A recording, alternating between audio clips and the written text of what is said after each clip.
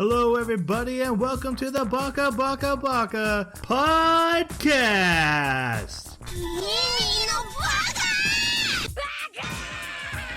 Baka. It's amazing how every time you open your mouth, you prove you're an idiot. Hello, everybody, and welcome to Baka. We are an anime podcast where we come together every 2 weeks and we discuss an anime here on like we're a book club. We turn our discussion over to you, the audience, to tell us what we got right, what we got wrong, what your thoughts are, because that's even more important than just 3 Bakas. That's our format. And we are discussing the first half of Undead Unluck in this episode. And to do so, I need the help of my co-host. First off, we have the claws to my Wolverine, Jeremy. Jeremy, I haven't told you what we're doing yet. You're going to hate this. Oh. I want you to tell the audience the anime character you most relate to. If you had to pick one anime character that is most like you, who is it? Oh, God. Take your time. I can edit this. It's fine. Oh, my God. This is good. Oh, God. Are you a Yamcha? Are you a real Yamcha? No, You know I don't think I'm a Yamcha. People, this showed up on the Twitter. Is like, could Yamcha beat the Avatar? And I'm like, guys, do you understand how powerful Yamcha is compared to everything else? Like, his world is so overly power scaled. Yeah, he's the weakest in his world, but he is a superhuman god compared to everybody else. That is a good point. So is the Avatar, though. I don't Like, think not on the his world, but his power level is ridiculous. I don't think, like, compared to Dragon Ball Z characters, though. Space Dandy's pretty close. Yes, do it. Pull that trigger. It's Space Dandy. Actually, Space Dandy. Dandy. Okay. So, Jeremy, I'm not sure why that upsets me. That's his pick for him. Jeremy Why is does that a make me so dandy mad? After a great deal of deliberation, I have settled upon Space Dandy as my answer. He's a dandy guy on this podcast. That's right. All right. We also have the skincare routine to my Deadpool, Jason. Oh. What character would you like to be?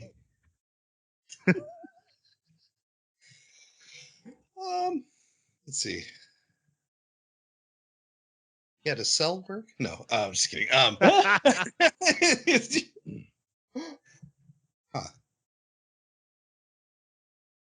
Wait, so the time that I was trying to figure out who I was, you weren't trying to figure out who you were? I wasn't sure if he was going to ask me the same question. He's pulled this on us before, where I'm thinking about the question that he asked you, and then he asked me something completely different. What So I was like, oh, yeah. I'm sorry. I wrote down the wrong question. What's the average speed of a swallow? yeah, right. A reference for you old people. There you go. Only if you smell of elderberries. I don't identify with this character due to power level, but more like ideology, and that would be Gojo. Oh, from Gojo. Jujutsu Kaisen. Okay. Yeah.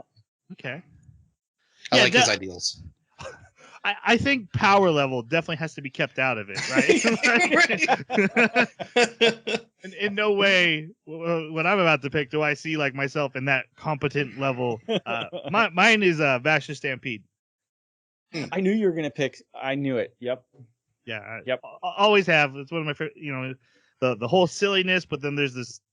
It's all a mask. It's all a mask. I'm not this silly, guys. In real life, I'm a monster. Yeah. I'm a bad person. You don't know. And I could see the stubbornness. Yes. Being a yeah. But mostly, I'm a noodle noggin idiot. That's 90% me.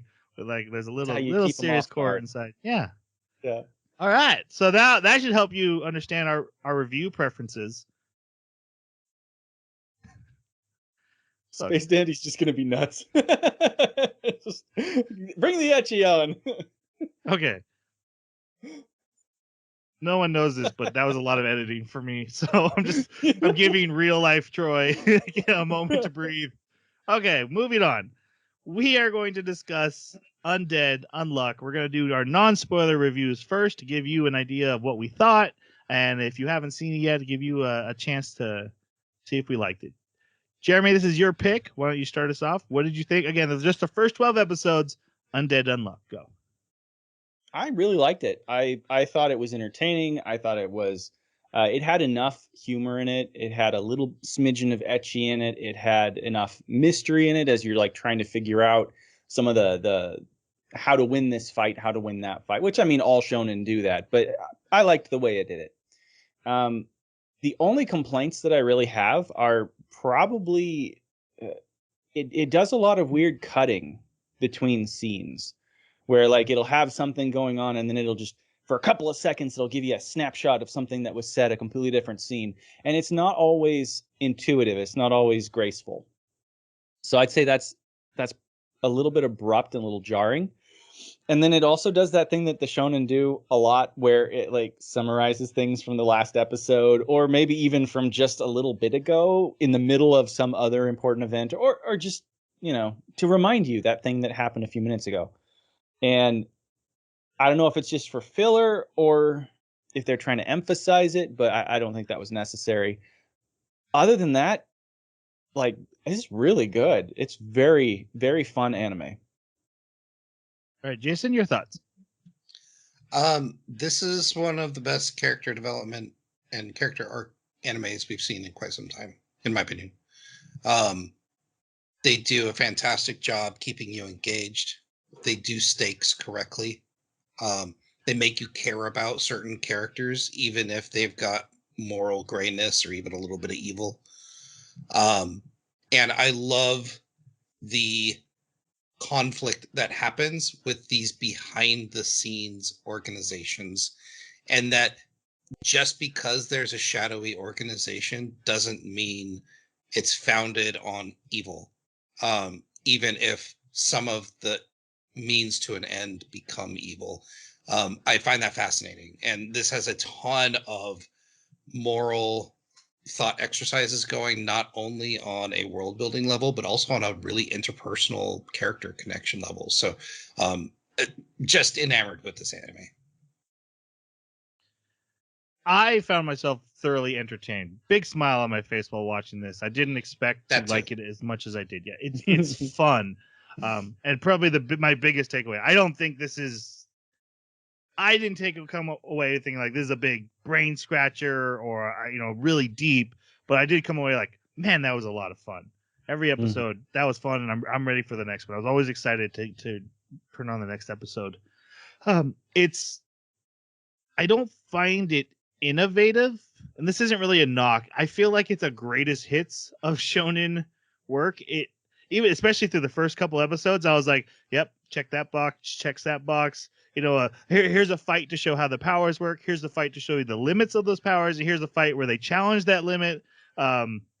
Here's a group of characters who we will not get flashbacks or backstory until they're in the middle of a fight, and we will have the flashback show you their backstory. Yep. There's one more in there I'm going to leave off because it's a spoiler. But it did it all really well. I also think the two main characters, who we'll talk about in the spoiler section, carry the show. The world building is really cool, and that was really fun. There's really, really cool concepts they're throwing out. But I think the two main characters are carrying the show and doing it fantastically. They are a blast to watch. Especially their interactions. Again, can't go into too much at this point, but just if character growth or characters is what you're looking for when you watch a show, Undead Unluck has got you in spades. All right, before we go to the spoiler, opening and closing, what'd you guys think? Fire! Oh my gosh. Nearly every episode, I went to look for the bar so I could like skip ahead, and that beginning riff hits, and I'm like, I gotta watch it. Because not only is the music catchy as heck, but the visuals are phenomenal. They don't give away too much while also giving you a feel of this just cool shonen anime. But also, like, there's a little bit of horror in it, which I like. And also a little bit. There's a few frames that give you a sense of unease, which I really like. Along with the flowing hair is probably my favorite part of the whole thing. But yeah, just fantastic opening. The ED, I watched it a few times and then I skipped it because it was good. Mm-hmm. Yeah, I'm in the same boat. I don't really have anything more to contribute there. Just really good. Well done. It made my playlist, guys. Yeah. I'll say the first time I heard it, I'm like, this feels really familiar to me. And I looked it up. This is Queen Bee. It is the second OP she's done that we've watched that I've added to my playlist. You guys remember Dororo, guy with no arms, legs, tongues, and stuff? Yep. That Give Me Fire. That's her song as well. So she sings that one and this one. Again, her sense of the music, I was like, I swear I've heard this before. I haven't. I couldn't find any place where I would have heard it before. It's good. And yeah, it made the playlist by the end. My favorite shot in the OP is when the two main characters are back to back with their hands over their eyes and like in the searching pose and spinning around each other. Really encapsulates the charm of the main characters. Every time that came up, I was like, yeah, that's cool. That's perfect for them. Yeah, it was great. ED. Hulu mostly skipped it. It takes a little bit for the ED to get to the catchy part. Like the good part of the chorus of the ED is about halfway through. Yeah. That's when it starts kicking up. Okay. Now we are Oh, no, not yet. Only because I have to tell you, the next anime we're watching is the rest of this anime. So our next podcast episode, we're just going to finish Undead Unluck. Now, spoiler warning. Guys, we're going to spoil the first 12 episodes. We're also going to have theories. So I know I definitely have theories at this point, and I'm going to be wrong. I would request politely, if I'm wrong, to wait till the next episode to remind me that I'm wrong or tell me how I was wrong, or same with these guys. We don't spoil us for the second half if you've seen it, but yeah, we're going to have wrong theories. I'm going to theorize anyway. That's what we do here. We're Bakas. Mm-hmm. That's right. So spoiler warning has been dropped. Hey, did you drop a spoiler warning? Yes, we did. Jason. One whole episode, it's over. Woo for us. I think we get chips at this point, right? We got our one episode chip. All right. So we start in a very confusing way with flashes of. Yeah. I just remembered the beginning, and this was really weird. I thought I was in a different anime. There's like a girl who takes the hand of a guy in like a post-apocalyptic city, and the snow is falling, and they're laying on the ground, and they kiss, and it's intercut with shots of a young girl looking out of a plane in a very Final Destination airport looking at the plane. Yeah. And then the airplane explodes. We come to our main story, and we found out the scenes of the apocalyptic city and stuff were a manga that the main character reads. It's not real. I'll let that linger there for a second. It's going to come back for my theories. Is it not real, or is it prior to a certain rule? Anyway, and then the little girl, she's actually about to jump in front of a train off of a bridge, and she's stopped by a guy with what I thought was a piece of glass. So just to give a little context, what you just said, I'm going to. You said the little girl is about to do the thing, and it's she's an adult. She's not a little girl anymore. 18. You're right. Yes, but when the plane exploded, she was like maybe 6. But good catch. That's a good catch. Did she also have white hair? I couldn't tell if she did or if the plane lighting up just was illuminating her hair. Okay. I had that question too, and I didn't go back and double check. Yeah. So she is stopped by a man who's half naked. And she's like, leave me alone. She pulls a knife on him. And he walks up, lets the knife sink into his chest, and grabs her by the face. These are our two main characters that we need to talk about. We're going to start with her, who is 18. That's very important for a lot of things. This and is so refreshing. Yeah. yes, Fuko. Actually, I'm gonna start and just say, really appreciate the character design on this one. You know, we get a lot of similar looking anime girls that show up in a lot of these animes, and one that's actually curvy. Yeah, she was great. What do you guys think of Fuko? I loved the fact. I just want to jump in with this one thing real quick. I love the fact that she, like, there's one point where the other main character like calls out. He's like, "Your belly's kind of rolling out a little bit," and she's like, "No, it's not." And he says, "Oh yeah, it is." She's like, "I can't help it. Food just tastes good now." I was laughing so hard. Anyways, I'm sorry. Go on. No. Jeremy, why don't you go first? Because I have a little bit to unpack. Okay. So Fuko's great. She's a really interesting character because you get the sort of like rogue issue with her, right? Like she can't touch anybody, but it's for different reasons. She doesn't gain something. They just lose most likely their life, the people that touch her. So it's really interesting to see how that has affected her psyche throughout her life, and especially because of that, you know, that flashback scene that we saw earlier, and finding out the history that was actually a very tragic moment in her life where she lost some people that were very important to her. And just to the point where she actually loses her hat and her hair is like this massive mane because she's afraid to let a hairstylist cut it for their sake so that they don't die. So she's very considerate, she's very thoughtful, but she's also kind of given up, hence why she's about to throw herself off. And it makes for an interesting character. The one thing that she's sort of clinging to is this desire for romance, like she read in the manga. And I mean, you can get that from just reading the summary, but they did a really good job making her an inexperienced, self-proclaimed NEET almost, right? I think she even calls herself a NEET at one point, like a shut-in. And how she reacts to finally not just having someone who is capable of touching her because he'll survive whatever her unluck does, but also is stubbornly single-minded about doing so for his own purposes. And to the point where I don't want to get into his story too much, but to the point where you're almost left questioning whether or not he is being genuine or just playing a game in order to try and get her unluck to be stronger.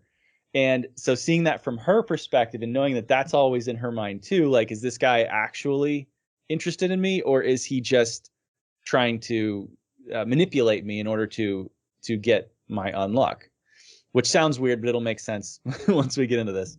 So yeah, I thought they did a good job with her. Yeah, mirror a lot of what you said. I think what I really appreciated about this character was we have this really slow burn of a character arc for her, because we go through many episodes of, you know, this resistance, right? Like, I don't want to accept that I could be useful. I don't want to accept that there's an opportunity for me to experience romance, or there's an opportunity for people to like me. She's spent, because she feels solely responsible for her parents' death. She's become depressed. She's shut herself away. She's she considers herself highly dangerous, which she is.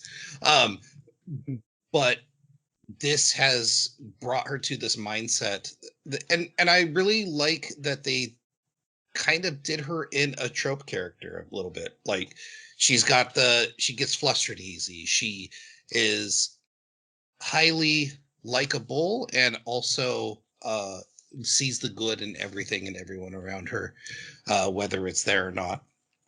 And they took that and they kind of packaged it in this like little bit of um tragedy and trauma that she's having to work through. And I really liked the arc as like step by step, she's gaining confidence. She's gaining acceptance that the people around her like her. She's gaining acceptance that, I've got this thing that I can manage and I can live a normal life just, well, as normal as being in the Union can let you have. But then I also have access to some companionship with this other character, Andy. And that in of itself is also changing him, which I appreciate. Because we have some really early on stated goals of what these two want to do. And they're obviously morphing and morphing for the better, in my opinion. I really like that. So one other thing I want to add is that they're going to be walking a really fine line, and they have so far. They've done good enough in keeping me immersed with the idea that she is so vulnerable in combat and yet survives. They've done a good job so far, but she doesn't have the resiliency or any of the get out of jail free cards that anybody else has. It's entirely that's human. Yeah, exactly. Everybody else has to protect her. Everybody else has to make sure that she's safe. And so as combat scales up, which is generally the case in shonen, it's going to be harder and harder for it to be believable that she's actually in there surviving. Yeah. Oh, sorry. Go ahead. I was gonna say that even in these 12 episodes, there's one scene where I felt like they were pushing the limit, where she's holding on to a certain villain, and everyone's like, "We'll protect you." And I'm like, "Why?" But he's literally like, he could just go like this. Yeah, exactly. Actually, so that's the other thing is that we see some consequences of her being in combat and what happens, which I'm really looking forward to the next half of this season to see what happens. Yeah, me too. I think she's a great eyes of the audience character. She's brand new into this world. She's peppy. She's fun to be around. She makes a great protagonist. As far as the power set, I love the idea. I agree with what you said, Jeremy. Like, it's going to be tough to balance her, and they've already shown that it's going to be this high wire act. But the idea that Goku has to protect an innocent person on his back if he ever wants to fire a Kamehameha, or Naruto's Rasengan, or Ichigo's Bankai, his ultimate move, he needs her for. And the fact that they combo and that their combo is so powerful is kind of their move set. It's their Kamehameha. That was really cool. Something I haven't seen before. I think that's a really awesome idea. Again, I agree that there's going to be some tricks to pull there. If I had one complaint about her, and probably one of my only major complaints about this anime, is that they tell us that she's a shut-in, and there's a few scenes where some Russians come up and try to talk to her, and she runs away. But then she finds a random girl on the beach and just starts talking to her and having a friendly conversation. I didn't get full shut-in social awkwardness from her. It felt more like they were telling us, compared to Dress Up Darling, or some of those other more character focused anime where they're like, hey, here's a shut in or socially awkward person. This was more like, hey, just so you know, she's so socially awkward. She's yelling in front of this entire council of new people she just met, and she's clearly found her voice. But don't worry, she was a shut in. I have a little bit more to say about her, but I want to wait till after we talk about the next character, Undead. Let's start that now. He gets the name Andy. For now, he's just calling himself Undead. What do you guys think of our other main protagonist?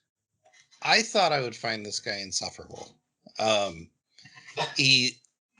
really thought that he was just going to be obnoxious. His power set was going to be completely abused, which it is a lot throughout the entire anime. But it's abused in such a great way that I just have fun with it instead of being annoyed at it.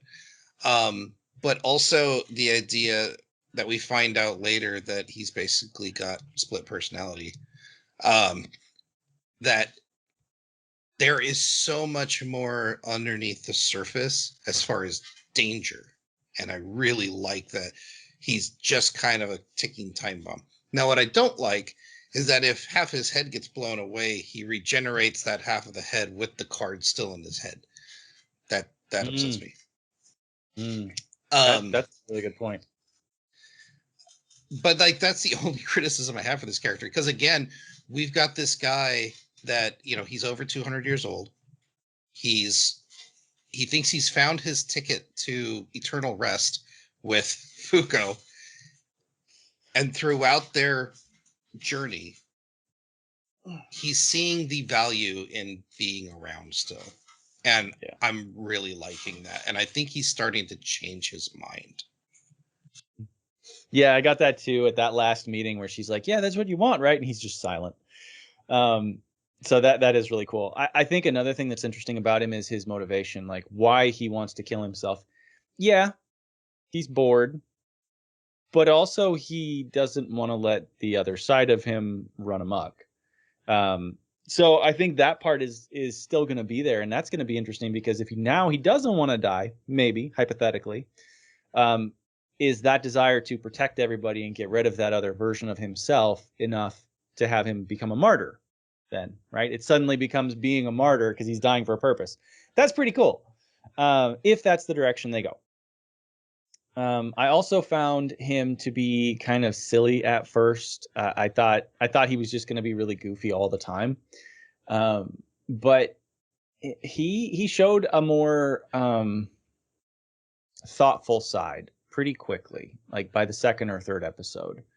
And that was pretty neat. I also liked how he reacted to her, right? Like he could have done anything he wanted, and he did do a few things. He probably went a little farther than was appropriate, but he didn't test everything that he was saying he was going to test, right? Like he made some comments like he was going to rape her potentially, and he didn't do it.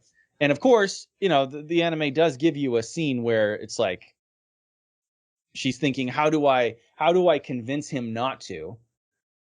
But if he was really as selfish and completely, even potentially sociopathic, that wouldn't have stopped him. He would have still been like, hey, I'm going to test it. And if it doesn't work, it doesn't work. Then we'll try a different way. But why not test it, right? But he didn't. And so it was some intriguing things about his character that were already starting to be visible even from that early encounter. That was pretty cool. I also really like his other personality. Like, I want to know more details about that. We are going to talk about him. He's on the list when he shows up. Okay. We're gonna discuss. Right. I consider him a whole different character. Yeah, exactly. Absolutely. Yeah, and go ahead. Oh, I was just gonna. As far as complaints, the idea that you have someone that can regenerate so fast that it can create propulsion, I find a bit outlandish. However, it's done so creatively that I have a hard time being upset at it. Right. And it's just like Troy said, it's just fun. Yeah, I'm in the same exact boat. I thought it would piss me off, but it doesn't. I thought it would piss you off too. Yeah, it's really good. The first time Go ahead. I was just saying, the first time he goes flying, I'm like, okay, so Looney Tunes rules exist in this world, and I'll just accept that and move on. Yes, exactly.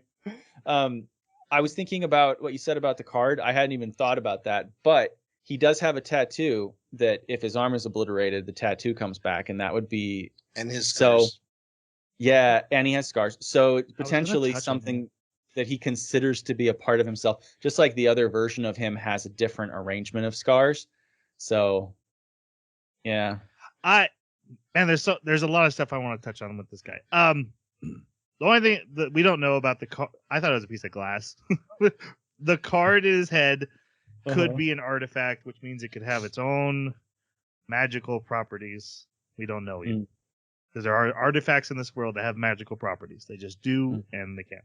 I mean, he even owns a sword that's indestructible, so. Yeah. Mm-hmm. And you're talking about the tattoos and stuff as how they apply to the rules. Great.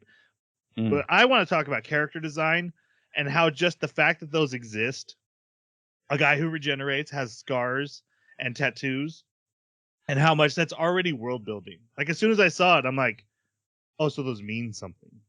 Mhm. There's lore, there's history right there staring me in the face just on 5 seconds after looking at the guy. That's amazing character design.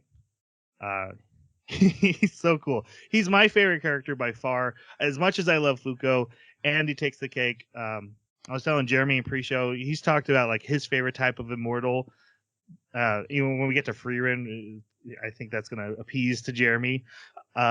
This is mine. This is what I imagine immortal life being. What's the point of stressing about tomorrow when there's a million tomorrows I got to get to, and a million yesterdays already behind me? I'm having a good time. Might as well enjoy every moment. He's fun. He's silly. He knows when to be serious. He has a heart. He's not sociopathic at this point. The I want to die thing I find a little like I kind of wish that wasn't it, but it makes sense. It fits the character. I do hope, like what you guys said, he's reconsidering that. That's his story arc. I want to talk about the consent thing. This is a character who's like, hey, kiss me. Let's just see what happens. Later, and even worse later, to the point where he's like, let's do it, and then starts literally chasing her.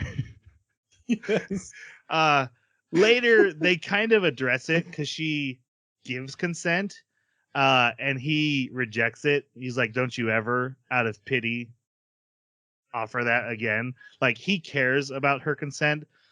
I took the earlier things just to be from the point of an immortal guy who doesn't have time for niceties. He's being very upfront about what he wants.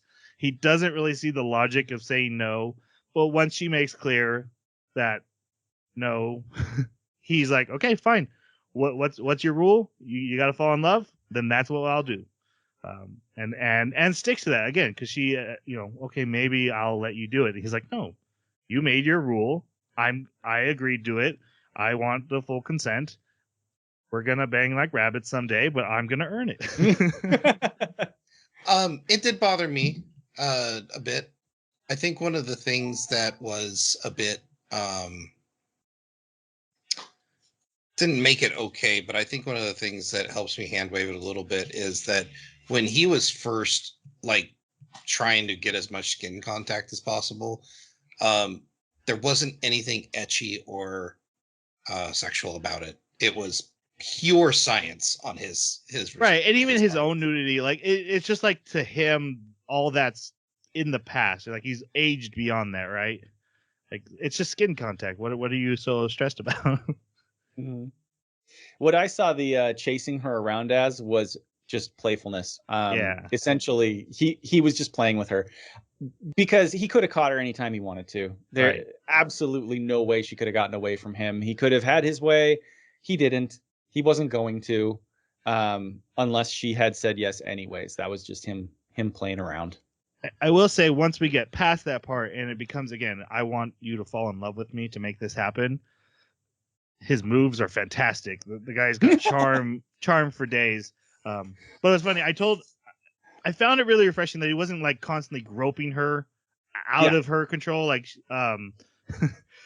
and I told my daughter, I was like, yeah, I'm watching this anime, and like this guy was like all about consent, and that I've never seen that. She's like, so he did the bare minimum, and you're happy, and I'm like, well, it's anime, so yes, I am. Yeah. I've seen so many anime where they can't even get to that.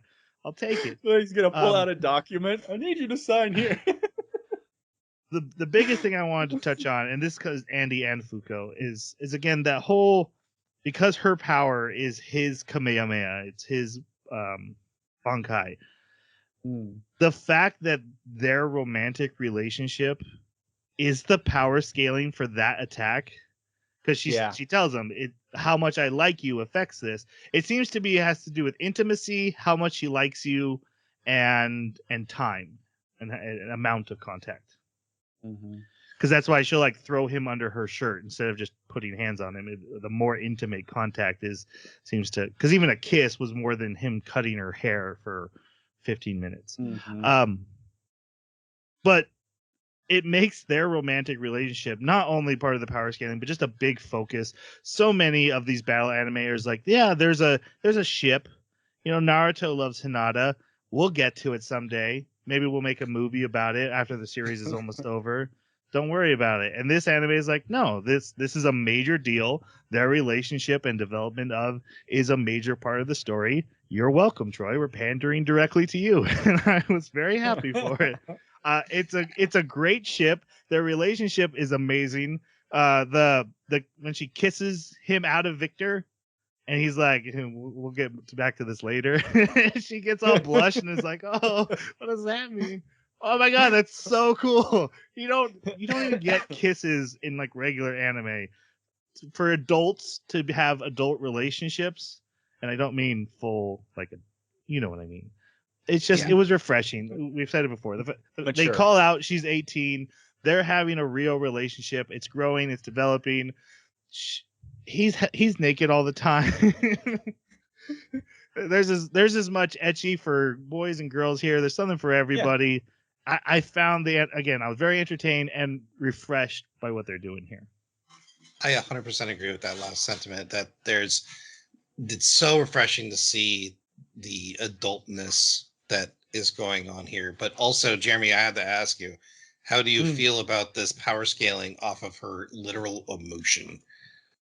In this circumstance, I'm okay with it simply because it's the rule of her power. Like the fact that it killed her parents because she cared about her parents so much. Yeah. I was okay with it as soon as I realized that the consequences are there. And Troy, we found one. You did. You found one where emotion is okay. It also means the more she hates a villain, the less effective she's effective. Yeah, she's totally ineffective against them alone. Yeah. She has to do the combo. Which is really interesting because this is not unique to her. Shen has the same restriction on him where he's like, I have to have affection for somebody for my power to work on him. So that must just be like a common affix or suffix to apply to a power set, which is pretty cool. All right, going back to the story. After preventing her from jumping in front of the train, but because he touched her, he falls in front of the train and is instantly killed. I love this scene so much because he's like he stands on the edge with her to get her off, and then she's like, "Oh no!" And he's like, "What?" And like the concrete just gives way only where he's standing, and like him and the concrete, almost like a 2D picture, fall off the bridge. Not only is it a great power system that they've developed for these two characters, it's great for slapstick at any time you want it. Yeah. Hey, look, a wall of dynamite. They pull that joke twice. Wall of dynamite suddenly appears. Yeah. His head comes bouncing back to her. And then he regenerates. He announces, "I'm undead. You're unluck." And she keeps calling him zombie. He's like, "I'm not a zombie. I'm undead."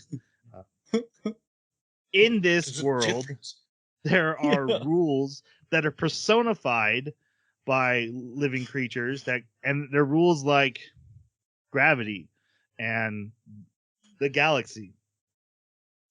And then it seems like for every rule, there's a negator, someone who undoes the rule. Yeah, justice. She turns off people's luck with skin contact. He can't die and regenerate from anything. And his main source of mobility is to cut off his feet and propel himself with blood and fly around. Wait a minute. You just said something that blew my mind because I hadn't been thinking of it in those terms, but it's actually completely technically true. She negates people's luck, which means by default, without luck, everyone is instantly dying. Right. I did not get that. That's amazing.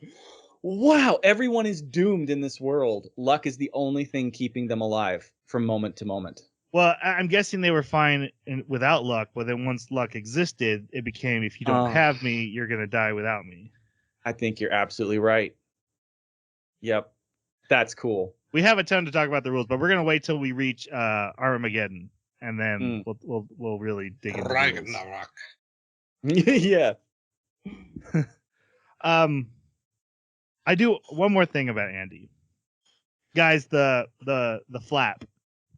Is it real? Does it I don't exist think it's in world? It flaps in the wind, guys.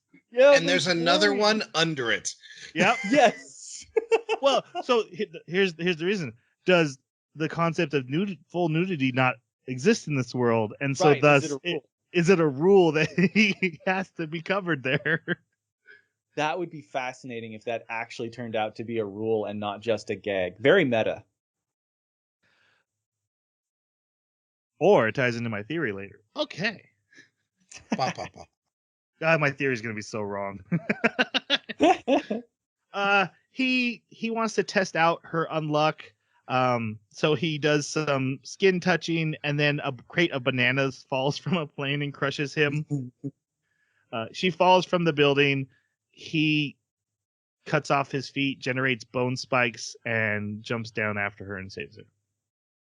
One thing I do have a slight issue with is sometimes he has to like bite his fingers in order to free them up to use finger bullets, things like that. And other times his legs just detach like he's a salamander or something. And there's no moment like up here when he's explaining my legs are cut, I cut my legs and then I grow them back. Literally during that explanation, he grows his leg back And shoots it off. and then shoots it off, but he never cut it. So I'm not sure about how that works. I think he bites and or cuts to get it to aim better. Like, so the finger doesn't just fly off wildly. If it's already mostly gone, it'll go just straight off. That's my only guess. Because you're right. He does seem to be able to just pop his legs off. Well, he's growing new legs and shooting the old legs off. He can't just detach legs. He has to use new body parts to push the old body parts out. Yeah. It must be something about like the perfect control on like a cellular level of I'm shutting down the arteries and pathways and therefore considering this dead, and that way I can regenerate a new one. That's got to be what it's doing. We can't even be sure there's arteries and biology in this world yet. Well, I mean, when he regenerated to show her that he was undead, we saw arteries. Oh, you're right. We do see muscle, tissue. You're right. Yep. And bone. If we hadn't, I'd agree with you, though. Because this world is weird. Yep. She talks about how her parents had died 10 years ago. He takes her to his base, and this is where her hat falls off. And she's like, "Oh no, you saw my hair. No one's ever cut it before," or since she was a little girl. So he cuts it, and this blew my mind. She's like, "Were you a stylist?" And he's like, "Yeah, once I was." But I know how to work scissors, or I used to cut my own hair or something. No, I was a stylist, and I was like, "Oh, this guy has lived," which is true. He's 200 years old. But I think it's important to point out this personality is 200 years old. Right. Mm-hmm. Bad guys show up from the Union. Guys, did you get that everything starts with UN? I didn't. But that's funny. Even the UN symbol is a U and an N together. Yes. Yeah. Amazing. Because everything is un. Yep. I didn't get it until episode 9, just so you know. It wasn't right away.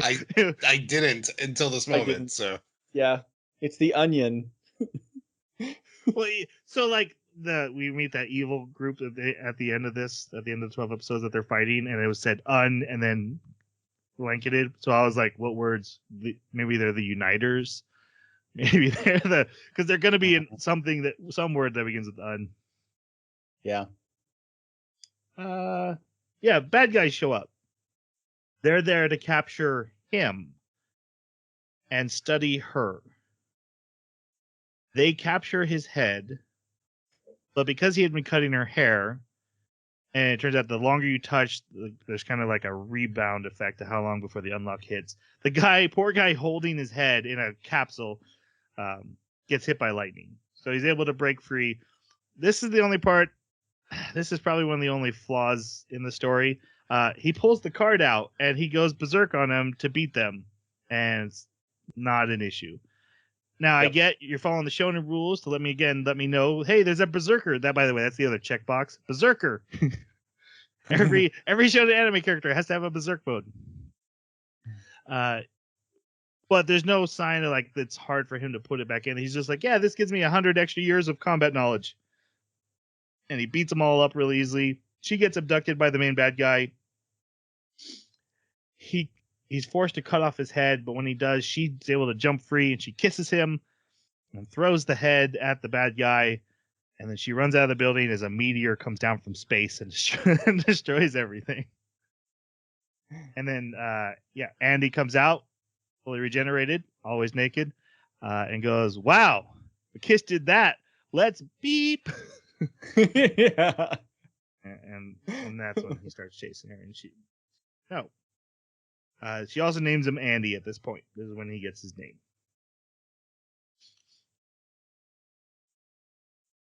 Any theories on why Victor didn't show up? Was it not long enough, maybe? I think it's because he didn't let him. I think beforehand he just backed off. I mean, not beforehand. I think later he just let him take over, didn't resist at all. I think this time he put up a resistance. But I don't like hair it did either. start growing. Yeah. But it stayed white. And it stopped at Saiyan limit. And also, as soon as he was done, he put the card right back in. Right. Yeah. Yeah. The issue I had with this is why he could do this at any point in time. Now, again, they do show that it is a huge risk later. But that was my thought process until Victor showed up later. I was like, well, why doesn't he just pull his card out? Why doesn't he use this ability? And if it's so easy that he can casually do it to take on super low level guys. Right. So yeah, again, it's clearly the shonen. Hey, we're just showing you how this works, but it creates a huge amount of misunderstanding of how it actually works. At no point did I get the sense of this is a major risk he's taking, and this could be the doom for all mankind to beat these couple low level jerks. Yeah, I kind of wish they didn't follow the formula and just let it be a mystery until something bad happens. Well, I hate to break. I don't think this is breaking formula at any point. This feels very formulaic. Sure. Again, I found it to be the greatest hits. I'm taking this from this. I'm taking the Berserker, mixing it all together just right, how I like it. And it came out really good. But I don't think this anime is innovative. I don't think it's innovative in the shonen power anime. Yeah, the world, its own power system is cool and different, kind of. But I think the world building is maybe not particularly innovative, but it's definitely creative and unique as far as how they do it. But I think the character building is very innovative. I've never seen a pair of characters work off each other like this and become closer friends. I agree. That's why I said they carry the show. They're the secret sauce. That pairing is what makes the show good. The world, as unique as it is, I do get Soul Eater vibes from it. I've never seen Soul Eater, so the animation a little bit. Me out. And the powers kind of reminded me of Fire Force, which was, we can do anything, but just call it fire. I can regenerate because I have fire that regenerates fire. Me. I can shoot bullets with fire. I can freeze you with fire. Yeah. Nope. So I guess I can kind of see that. Yeah, it's very rules intensive. So, yeah. And again, I'm not even saying that as a complaint. As I was watching it, I felt like I was seeing familiar, good pieces from other shonen fit together and everything. And then, like you said, Jason, with this, okay, here's what we're gonna put everything into is this combo main character duo. I think the quest system and how that affects history and the future and just reality. Spoilers. I think that's I think that to me is more impactful, just because I'm more of a world guy than a characters Oh, guy. totally. And that's why I Um, was disagreeing about the innovation, because I think that's very innovative. Yeah. Innovative. Yes. There we go. Innovative. In Yep. no I vague am not time. drinking anything tonight. I just Give just back have your one. chip. All right, and that was the first episode. Next episode, they go on a road trip. Hey, he's like, those guys, yeah, they captured me once. They're not gonna stop ever chasing us forever. So we're going to Russia. Nope, Oh not wait, going- no, that's later. Nah, not even That's Russia later. yet. Just No. hitting the road. Where are we going? Another Doesn't matter. hideout. Yeah. They were going from hideout to hideout, I think. Yeah. This episode takes place on a highway that looks like it's in the middle of the ocean. And without another car in sight until Unluck brings the car in. It's just like this giant highway across a huge body of water. There's no cars. There's no, like, you can't see the city from anywhere. That's when I was like, this is a weird world. The manga world seemed more realistic than what we're seeing now, because where's the people? But I think that was just an artistic thing, because we do see later, like, there's schools and yachts and people doing stuff. And almost as soon as he's like, yeah, they can just show up anytime, literally the sky shatters like glass, and two bad guys show up.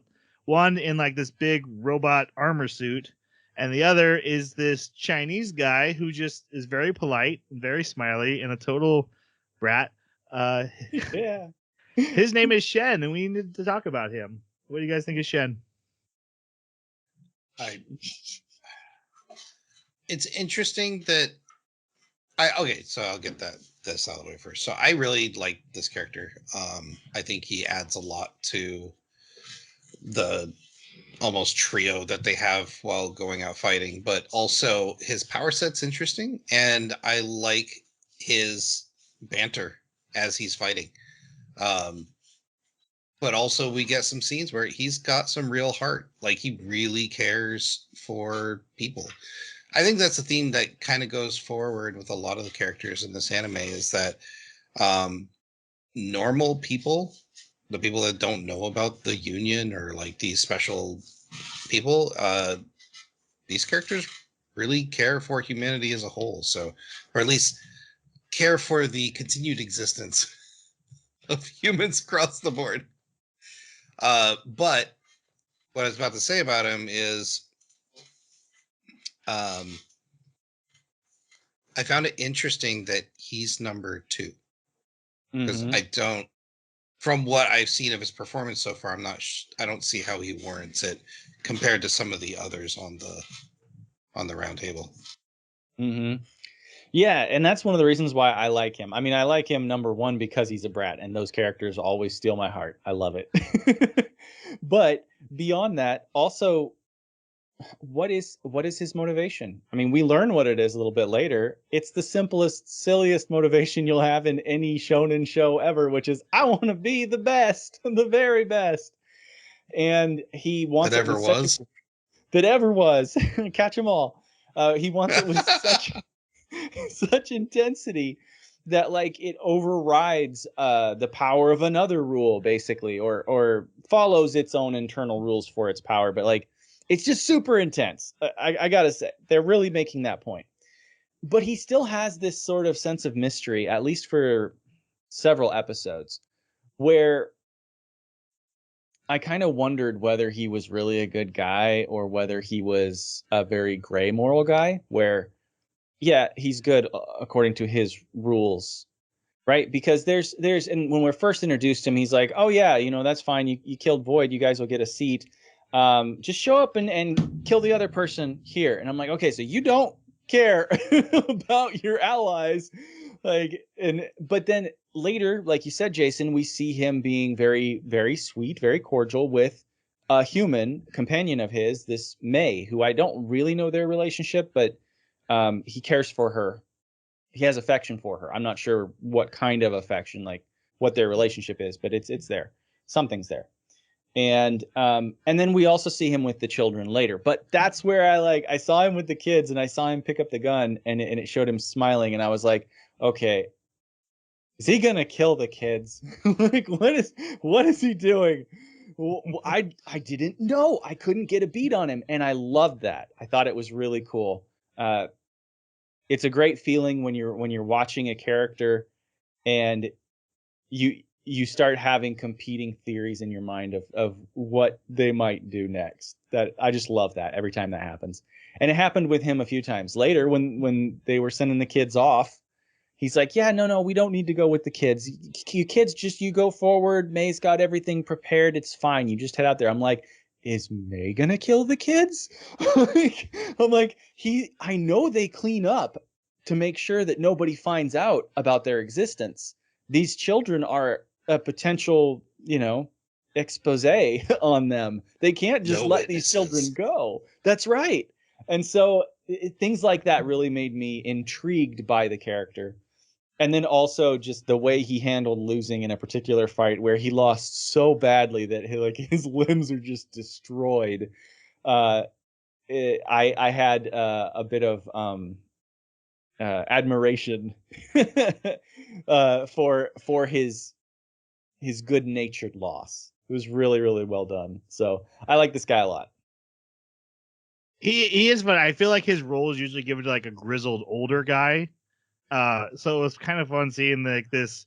The fact he speaks the Chinese language, right? He's always using that to pass like secret notes around to his assistant.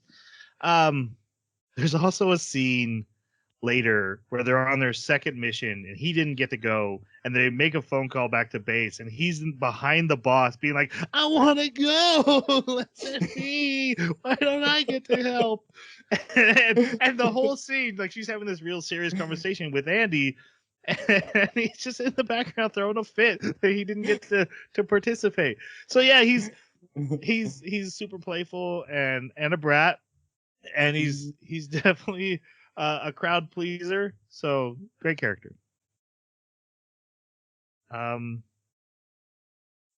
So they fight these two guys. The first guy, like, if he punches at you, you're not allowed to dodge him. And then Shen freezes Fuko, and she's like, I don't know how he's freezing me. But Andy manages to get some skin-on-skin contact and then jumps at them, and he's like, hey, you guys are screwed now. And then a gas truck comes flying in and explodes.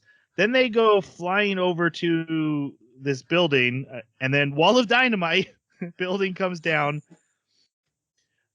And this other guy, his name is Boyd, he goes up to grab Andy's arm, and then the arm disintegrates, and Andy's like, oh, I wasn't actually under the rubble. My body parts hang out for 30 seconds after I detach them, and I used it to trick you. And by the way, I can shoot my fingers like bullets. Bang, you're dead. And he kills the guy. Brutal. Shen shows up and starts fighting Andy, and Andy can't beat him. I also forgot to mention that Andy now has a sword that's unbreakable, and I love the way he carries it. I know his sheath through his shoulder blade. Yes. There's so many times where people just have a sword that sticks to their back for no good reason. Looking at you, Cloudstripe. and it always bugs me. It's not even the kind of thing that usually bugs me, but swords that just hang off the back, because I'm always like, how would I get it to stay? And he's like, no, I just stab it through my back muscle and let it stick out my hip. Or he sticks it through his arm so he can unsheath it with a blood regeneration. Anyway, he can't beat Shen. And then Shen tells him and Fuko, like, hey, you guys killed one of the members. You can join the group. And Fuko wants to do this because she doesn't want to be chased her whole life. So this is the solution she's come up with. Let's join this union. And he's like, yeah, let's do it. We just got to kill this other guy. And Shen's like, well, you're not going to kill me. I'm too strong for you. So this is where Fuko's like, okay. Well, Andy's like, you go, Fuko. And Fuko's like, well, then I'll have relations with you, Andy. And Shen's like, whoa, wait, what? No, look, if you want to kill another one of our table, This is where one will be in Russia. Show up there and kill them, and then you'll have 2 seats, and I will make sure you get into the group. And then this is where Andy yells at her for, look, you don't just throw it at me. I said I was going to make you fall in love with me, which he has declared he's going to do because likability increases the unluck. Matters. One of the things I didn't understand at the time when this scene happened, but I appreciate now, is it was so easy for Shen to just flip. Like, he just saw his colleague die, and now he's going, hey, you guys should join the union with me. And I was a little perturbed about that. Like, is there like infighting going on in the union? Like, what's the thing happening here? And it falls so much more into place once we start describing what the union is and why he would have motivation to allow this to happen. And also the consequences of not having it happen. So, Yeah. The crazy thing to me as we keep going through the story is that the union knows Andy. They even know Victor. Like, they fought him. They want him on the team. They've wanted him for a long time on the team, and he's refused up to this point. But like we are like, oh, what is this? And he's like, oh yeah, these guys. And those guys are like, oh, it's Andy. Andy's here. That guy we lived with for 50 years when we had him in that cage. All right, so they're gonna go to Russia, and they do. They take a boat. And then they're attacked by a lady who's like on a satellite spaceship thing and jet fighters. Yeah. Yeah. Their boat is destroyed. He rescues her, performs CPR, and then uses that unluck to shoot. So there's an explosion that shoots them up to the jet, which he then kills the pilot and takes over the jet. And then so there's this process of his is amazing to watch, and he does it all throughout the anime. And he keeps going, okay, so I'm thinking, back when the meteor strike hit, why did that happen and not something else? Oh, there was nothing to bring in. So the unluck had to pull it from somewhere. And so he's like, I'm in the middle of the ocean. There's nothing really here. So unless a meteor comes out, there's bubbles down there for some reason. So I even though some of these situations are contrived, I love the creativity of it. And also it feels very natural throughout the storytelling. Yeah. I have 2 minor complaints. One is this is one of the most egregious points where the cutting between scenes was really jarring. Like, there's one spot where they're leaning out the window, and then the next spot they're standing inside talking in the yacht, and then they're back out in the window. And I'm like, wait, was this before? Was this earlier? Was this just now? Was this a little bit later? Like, where am I in time? And that was really frustrating. The other thing is with the rule that we learn later, the fact that the only thing that exists right now is the sun, the moon, and the planet. Are all meteors just like chunks of the moon? Like, where are they coming from? How does he know what a meteor is? So when, Galaxy shows up, it's explicitly stated that he's added to what's out there. Not that there's nothing out there until he showed up. Or at least that's how I read it. That there was a universe out there, and then he added to it. Oh no, that's not how I read it at all. No. I think we'll have to go back and rewatch that then. Because that's the reason why. What was her name? Gina. That's the reason why she was like, those glittery things. Yeah, that would be really pretty. Where did you even get that idea? Because they don't have stars. They didn't even have other planets. Because when Galaxy showed up, they got Jupiter and Saturn. Like the planets that we know popped into existence. Yeah. But what I'm saying is that there was something up there for Galaxy to take over. I don't think there was. I think it was a void because it was a void, rule-free area. Yeah, I'll go back and reread it, but that's how I took it. The meteors exist because it's unlucky that they would exist. Maybe they shot out of volcanoes into orbit. No. Okay, maybe, but not that big. Maybe. No, I don't. I don't think it matters.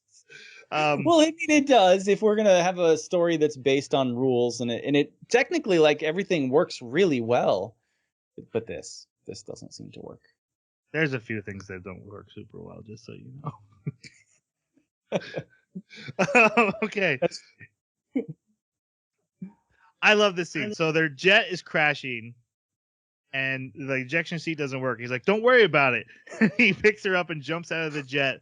He's like, A 5-point landing. I have a 5-point landing. And it shows him as he's like, I lands on my feet, bones crack. Go to my shins, bones crack. Go to my hips, It's like a Mortal Kombat style Seriously. X-ray thing going on. And like he just rolls over and throws her up at the last second and then catches her again after he's regenerated. And he goes, "Suck it." And she's like, "What?" I said, "Success." Great line. That was awesome.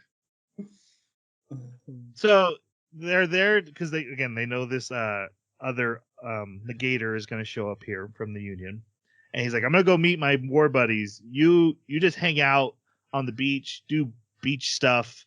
I'll take you to a really great Russian restaurant soon." But she gets to the beach, she freaks out because of all the people, doesn't speak Russian. Ends up in an isolated spot looking at this lake with a young lady who speaks Japanese and is painting the lake and ends up painting with her. And this is the scene where she paints a night sky with twinkly things. And the other girl's like, "I've never seen twinkly things. That's really cool." And you're watching and you're like, "What, excuse me?" There's no stars. And then of course it's not hidden. It's not subtle. So he's got pink hair, super character design. Yeah. She's like, "I hate change. The change is the worst. What do you feel about change?" "Well, I recently gone through some changes." And then it turns out this is the negator, and she's there to capture. Well, she's there to study something, but hey, if Andy's here, and she's going to capture Andy because she was the one who captured him originally back in the 1970s. And she was 16. Loves him. She loves him. And she looks exactly the same, except for her sagging buttocks. I know, which is super charming. Yeah, which he doesn't even mind. You know, good on Andy for like being like, "I don't age, but I don't judge other people for aging. You look good for what you are." I find all types attractive. Good for Andy. That's why I love him. He's honest to a fault, but he's also like, he doesn't look down on people. You sag a little bit, he's good with it. He ain't judging. Yep. He shows up. Andy shows up to fight her, and she's like, "Where's your war buddies? They all died."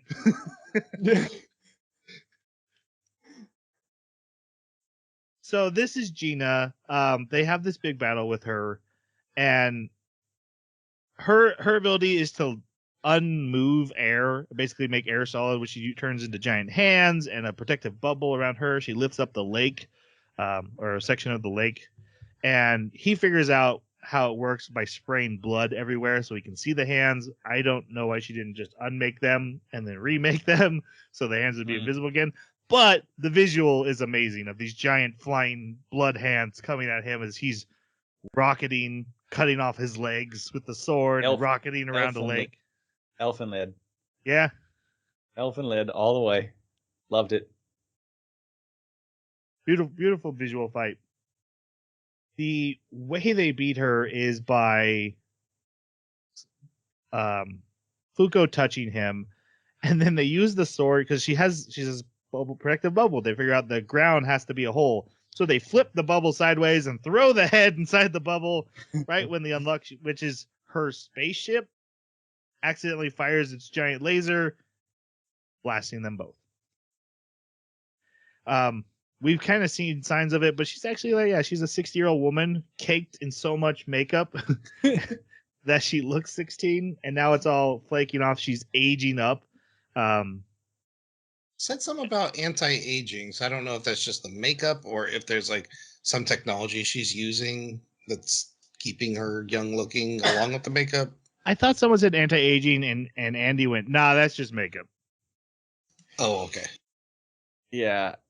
Well, and it's weird too because I remember her almost being insulted at the idea that she would have to use some sort of external anti-aging technology. But yeah, but the punchline is, of course, you just have a ton of makeup on.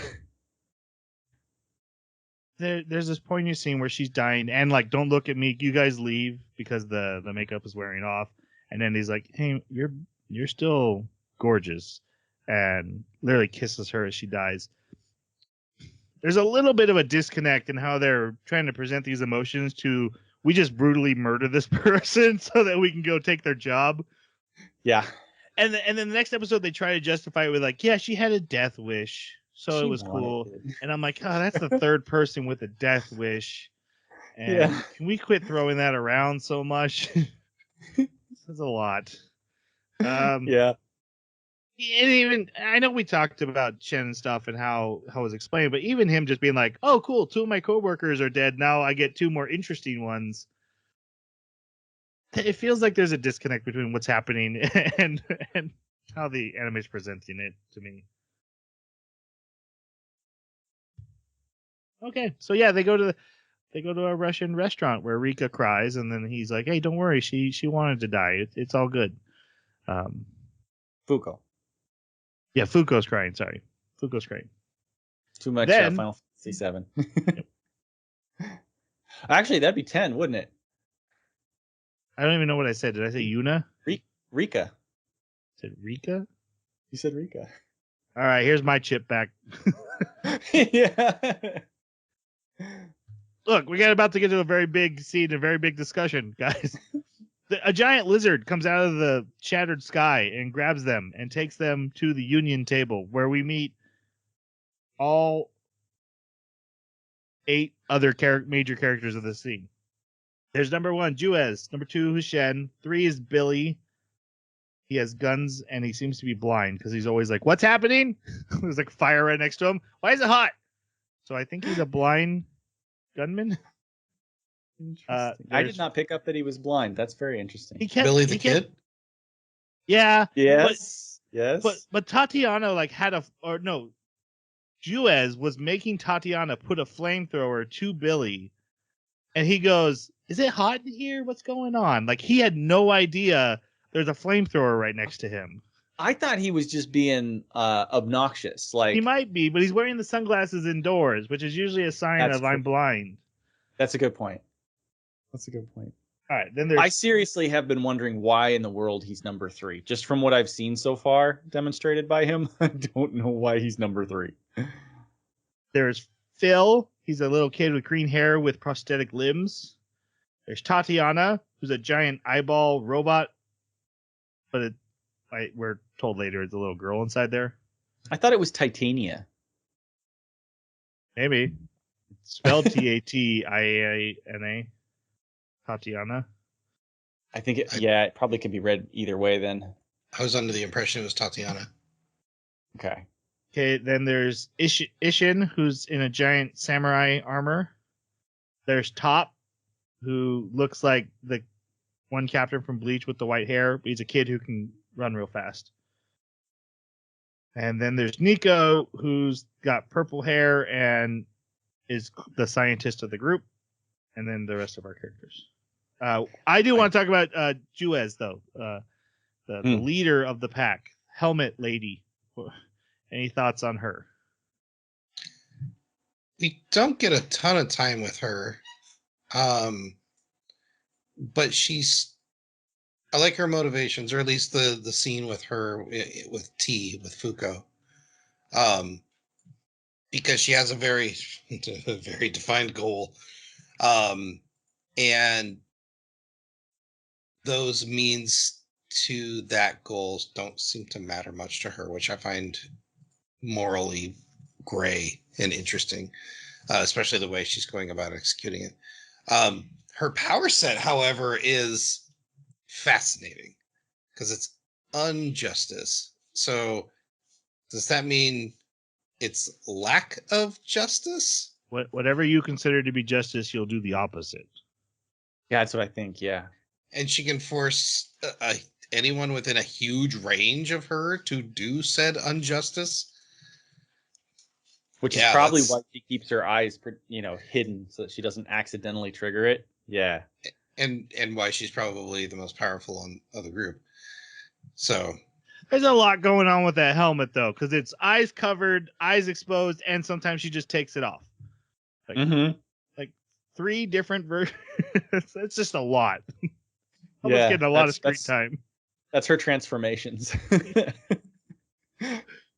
I think she's a really interesting character, but I definitely want a better explanation, like a clearer explanation of what exactly she's doing and how that helmet affects them. One thing that I thought was really interesting is that in the outro, there is this white-haired woman that is really important, and I have no idea who she is, but in one of the shots of the outro, it cuts to Jun. So I wonder if she's a descendant or direct child of, or if somehow she's related to that original white-haired woman from the outro, who it appears to be is the love interest of Andy from his past. So I think it's going to be interesting to see if that unfolds into some cool storytelling. I did watch the ED. I love the ED only because it adds to the mystery of Andy. Like it's so solemn with him like on a death boat. Going down the river with this woman sitting in the boat, and I was like, "Oh, he's got layers to him. He's not just the silly character from I thought in the first episode." Sorry, I gave my shit back already. It's fine. Yep. Oh, and also, just I gotta throw mine in there too. Is it's funny because my wife's name is Tanya, right? So Tatiana. And you guys are right. It is Tatiana. That's the name. I really wanted it to be Titania, really bad, because she's in a giant metal sphere, but it's not. My only thoughts on Jewess is that she reads like a villain, and they're like, no, she's not. She's trying to save the world. And I'm like, man, she still reads like a villain to me in a really villainous way. Yeah. Well, even so, you mentioned the tea scene, which she's like, hey. I had to kill you because your power is so dangerous. I had to remove it from the world. But then we're told like an episode later, if you die, the power just jumps to the next person. So you can't remove power. So why does she need to kill Fuko? Is that a mistake in the anime? No, I don't think so. I think it's a vessel issue. It's the same reasoning that we get from Unrepair. Is that she is too dangerous in her current form to have this power. And I think it's due to things like she's clumsy, she's pretty, so she can be manipulative if she wanted to be. She really hasn't been so far. She seems like a human who's gone really out of her way not to ever touch anyone. It seems like the best case scenario you could hope for her ability, rather than someone who's like, I'm using this. Unless you're looking to utilize or exploit said ability. I guess I'm the devil you know better than the devil you don't. Well, according to this conversation, she wants to use this ability. Yeah. And so if Fuko wasn't going to be that vessel for it, she needed that vessel to be someone else. Well, I think we're mixing up the timeline a little bit, because she does say that she didn't realize that until they joined. Yeah, at that point she was like, well, wow, you might have enough power. So I think previously she might have just been looking for an opportunity to just take Unluck out of the equation, because Fuko says that the first time she really experienced it was when her parents died, which looked like she was 5, 6? Mm-hmm. Yeah, something like that. So there might be a window where during the vessel transfer, the baby doesn't have, the ability doesn't express. And so it might be her way to be like, be like, hey, this would get us 5 years of not having to worry about this wild card. That's the only thing I could think of. Do you think Unrepair was like, yeah, I'll just find this power in 15 years? I had the feeling like he was expecting it to jump to someone right away. You think it would jump? Oh, shoot. That's why she inherited it at 5, is maybe the previous holder just died and it jumped to her at that time, not that she had it. Or the rule of luck was created that day, and she's the first.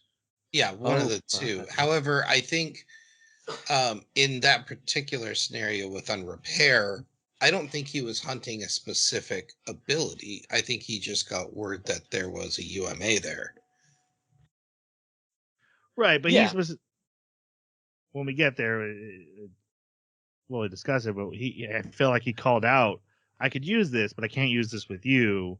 So I'm gonna send it to the next person, and I'll use it there." Right, and I think you're correct in that it probably jumps fairly quickly. Anyway, If that's the case, then I don't see why she would want to kill her because the risk would be even greater. Yeah. I walked away feeling like that was a mistake, but there's room enough in the anime that they could explain it. And Jewess could be a villain. She could have further reasoning. Fuko clearly didn't know that when she was being told. So maybe. But also, you got to take into consideration, we don't know how many people before she meets Andy that had experienced her unluck besides her parents. Her parents are the only ones we were shown that she did. So if there is this gap if there's this gap of say 12 years that she held herself up into, being a NEET, there's no way for either of these organizations to track her down because there's no reports of it.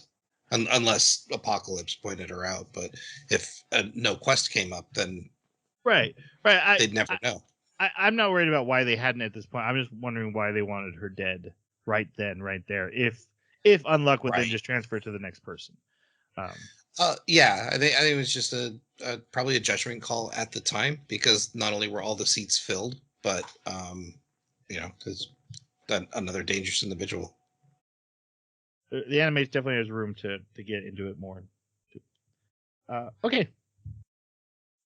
Yeah, so we meet everyone, and Andy immediately attacks everybody, and everybody immediately attacks him back. And he's like, "Okay, I just wanted to make sure you guys, I could just kill you easily. That would have been lame." So they're giving the 9th and the 10th seat. And specifically, Andy is 10 and Fuko is 9, and Fuko, I'm gonna jump ahead a little bit because we're gonna talk about the book. But so Fuko's like, "Hey, this is all crazy, and I want to change this place for the better." And Juez is like, "Well, then you got to get strong enough to take my seat." And then I'm like, "Ah, no, a power ranking system! How dare you!" I mean, it's an arbitrary one, but boo. Well, and it doesn't sound like it's a power ranking system based on actual power. It sounds like it's based on contribution to completing quests. Yeah. All right. Armageddon. This blew my mind. So there's this book with like a giant gritty toothy face, and he's like, "Hey, here's your quest." And he says all these quests. Some are capturing what are called UMAs, which are the rules. I don't know what UMA stands for, and I couldn't figure it out. But yeah, UMAs are the rules, or stopping a negator, which is someone who cancels the rules, or tracking down artifacts, which are just magical items that can benefit people who use them. And for every quest, he's like, if you complete this quest, you'll get this reward. And then he says, you have until August 31st, and this is like August 3rd or something like that. I was like, why are we showing the dates? And then we're given a deadline. And I'm like, okay, that makes sense. We need to know how long they have. He's like, yeah, until August 31st, if not all quests are completed, UMA Galaxy will be added. And this we got to talk about this, guys. I've never seen anything quite like this. It's unique, regardless of what I previously said. Your guys' thoughts? I watched the sub. In the dub, is he Apocalypse or Armageddon? Apocalypse. I wrote down Apocalypse. Okay, you said Armageddon, so I was like, I think this is fascinating. And actually, I think the idea that there's a god behind this book is only a theory that Jewess is going off of. I don't think she actually knows. I think it's just her best guess. But it's interesting, and also, so they said they found this book with the tablet that we'll learn about later. And that Is it a hard and fast rule that if they don't meet every 3 months, they get another penalty no matter what? Yes. Okay. Mhm. And you there's have only to have all seats at the table filled for the book to talk to them. right. So at most we're talking a couple maybe a century if under that, like, or yeah, I'm not sure what the math comes out 5 to. years. Yeah, so 25 years. does that mean But this that's thing's how only many. been No, because that's penalties. If they succeed in all the quests, they don't get a penalty. right? But what I'm saying is, unless another organization had it from ancient times and had been working on it up into a certain point where they lost it, and then the Union found it and started working on it again, like, this thing hasn't existed that long. Well, the Union has to at least be it was running in the 1970s when they captured 70s, Andes, so we right? know it's at least 50, isn't it like 50 years. They had him for 50 years, so Yeah, they they were had him. established already for more than 50 years. They did say they found it at some point, so it might not have turned on till that point. But it was already like a lot filled in, is what she said, and that they've only I didn't failed hear 6 that. times. So Well, that they've only failed like 6 times, but the thing's mostly filled up. no, Did there she have say been. they'd only failed 6 times? I don't remember that either. I could be wrong, but I thought that's what she said. You know, it's I wrote down conflicting information in my notes. At this scene, I wrote down they had 86 rules added, and then the next when she talks about the tablet, she says there's been 99 rules added. So either I made a mistake, which is definitely 99 the one penalties, 99 but penalties. not every penalty might have been a rule, so they could both be true. That is true. I didn't consider that. Also, if what if they my theory is, what if they found it at 86? Like, and they failed that many times to where they're now like they've only had it for so long, but it was either in someone else's hands or it just got transported in secret into the world, and like it was up to the fate if they were gonna find it in time or not. Like, Do you mean that it had 86 penalties already in it? 86 orbs? when they found it, that's what I think. Oh, geez. Then they did really, really, really well. Right. Which is funny because when they get these quests, she's like, "We can take the penalty," and I was like, "Oh, so penalties must not be that bad." And she's like, we can handle a galaxy." And then she's like, we only have 2 more. Yeah, then she's like, we can only fail like 2 more times. I'm like, what were you like just saying? Yeah. You should have been ready to sacrifice. Like, to me, this feels like a roguelike game where Right. you're gonna lose and you need to leverage all of your heroes because some of them have to die so that you don't lose the entire game. Which, And she should have done that this particular round too. but this book and the way it works and the marble board make this organization, it forces it into this corner that it has to do necessarily evil things at times in order to prevent a larger catastrophe. Right. Mhm. Which I find absolutely fascinating. Like, how do you navigate that as a leader? How do you navigate that as an organization? What are you willing to accept as far as penalties in order to not commit larger tragedies? Yeah, just all sorts of thought experiments start going through my mind when I saw this, and I think it's great that the book itself seems set mostly self-aware and finds glee in not only giving them difficult quests, but when they fail, it really, really likes it as well. So yeah, this is a great kind of anchor for the story of why things are the way they are, why these seats need to be filled, and why this organization was willing to let, I guess, semi-evil people be replaced in order to get fresh blood. Because yeah, if they're missing a member, which this we come to find out one of the rewards for their quest is an 11th seat. Well, that causes a new problem. Now they have 3 months to find somebody to fill that seat, or they can't open the book. And if they can't open the book, they get another penalty. Yep. 3 months to find someone and do the quest. And complete the quests. Yeah. Yeah.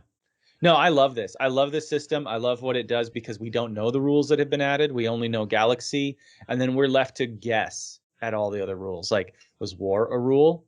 What about real? Is real a rule? Because we all say unreal. Was that the first rule? Well, we can Like- assume every negator is a rule. So Yes, luck and that's death true. and truth and justice. Burn. But that means there was no fire prior to burn. Mm. Like, how does that work? Like, what kind of civilization lived there? It Yeah, makes is that me- a penalty? Fire?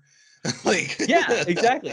It's also fascinating when the penalties are added, it rewrites history so it always existed. It's not there's a I galaxy love from this that. moment on. Earth has it had a Mhm. galaxy all this time. You just don't remember Except it because for other UMAs, which finds it fascinating because when they Mm. have language unification, all of the people that are uns, their language didn't change. Yeah, yeah.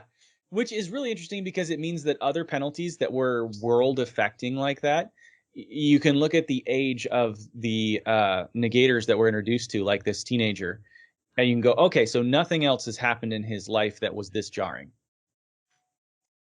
Because I would assume that there were other worldwide phenomenon, right? Like if you Yeah. add Yeah, fire you're as a right. rule, right. but he'd he be acted why like is there heat now?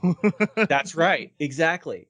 And so the fact that he is behaving as if this is how things have always been until the language change kind of implies that they haven't had any major world altering events, at least none that he would notice being a negator during his lifetime or awareness of his lifetime.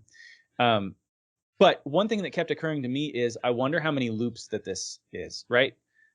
This game doesn't have to just be played once.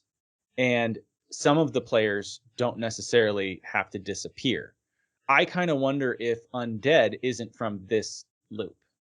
I kind of wonder if he's a holdover hero from a previous run where the tablet got filled and the world ended. There's a line in this anime that almost proves you 100% right. Oh yeah? Yeah, so when Victor shows up, he asks Shen, what day is it? And he's like, it's this date. He's like, Yes, no, what day of 7. the week? Yes. And Shen's like, Yes. what's a day of the week? And then, like, Yep. 2 episodes later, Galaxy shows up, and they're like, days of the week exist. Which means Yeah. Victor knew ahead of time Mhm. what a day There's of the only week was. one way he would know that. He had to be from some time when Galaxy had already existed. Yep. And that means that Victor has, because that would mean he not only had been through it once, but he also knew that it could go away again. So he's probably been Is through that more where than the meteor He- came from? He's also a The previous meteor's been galaxy. traveling from before like when I could see Galaxy was that. there, I could see that. disappeared. I could see that. Yes. but And so that then makes that you- brings in the question of that meteor was always going to strike that spot, whether Fuko was there or not. Maybe. So but I that mean, starts that's to be luck. questions Isn't of that like luck, fate though? and stuff. Yeah. Victor was asking, what he's really asking is how far along are we on the tablet? Yeah. I think you're right. I think that's Oh what, my gosh, you're right. What day of the week is it? Have we gotten to the galaxy yet? Yeah. So now that means that he knew it was like 99, basically. So why bother doing anything except just running amok and having fun because the world's about to end anyway? I think so. Meaning because he's undeath, even the world. Nothing can kill him. That means he's lived through Ragnarok once before. Multiple times. Well, he can't- Multiple. At least He one. can't At least die. once. Yeah. Yeah. Meaning he could be far older than. Yeah, you're right. Andy's 200 years old. He could be far older. Yeah, that the theory of Victor had done this before was definitely my big theory is that this is a fictional world, that they are themselves are not real, and that someone real is forcing this all on them. Honestly, the God. biggest clue The God. is the penis flap, that it just exists in the world that no Yeah, one questions. No one's like, hey, I can see your bits. Everyone's like, you're covered. And Well, at first it seemed like she was freaking out, like she could see it, but then she got acclimated to it really quick. Like in episode 1, she freaked out for like 1 or 2 scenes, and then it was fine. I mean, the wind blows it. It exists. And it could be a gag. Maybe. I also have a feeling with some of the questions we were asking before we stumbled on the Victor thing, that if you pull too many of these threads, it doesn't hold up. I have a feeling it's not possible. super tight. Just a hunch. Any more on Apocalypse and the quest and the rule system? I love villainous characters like this, like the way Apocalypse behaves, like how he vomits out the globe and everything. It's just everything is grotesque about him and over the top, and I love it. I love from a storytelling perspective, you get endless stories. You can create endless amount of conflicts. Hey, look at that heretical last princess queen idiot. Sorry. Oh no! I keep getting crap for bringing up old anime, and now here you are. It was 1 episode ago. Come on, topical.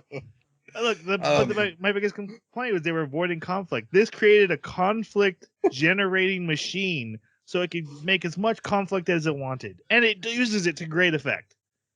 I think what's interesting also is like there's near zero incentive to attack the book because they don't know, book or not, is another marble going to get filled in? Are they going to get another penalty? And they just lost their only piece of communication to stopping said. There's also the rewards are literally powering them up, which they see as a necessary thing they have to do to defeat God. I'm telling you, it's a roguelike. They want the rewards. It's such a roguelike. You're like, which quests do we take on? Which heroes do we put on which quests? What items do we get? Do we get more heroes? Do we like 100%? When you said it, I was like, oh, that's gonna. I bet you he's 100% right when he said roguelike. No, this is Darkest Dungeon, is what you're telling me. Yes. Darkest Dungeon, Last Spell. That's a good one if you haven't played it.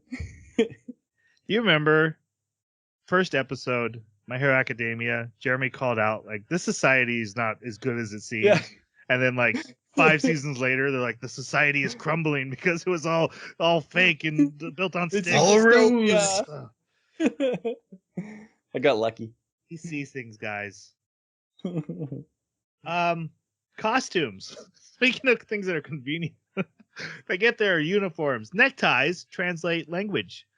Here they have special magical neckties, and you have to have the symbol, which is a communicator, the UN symbol.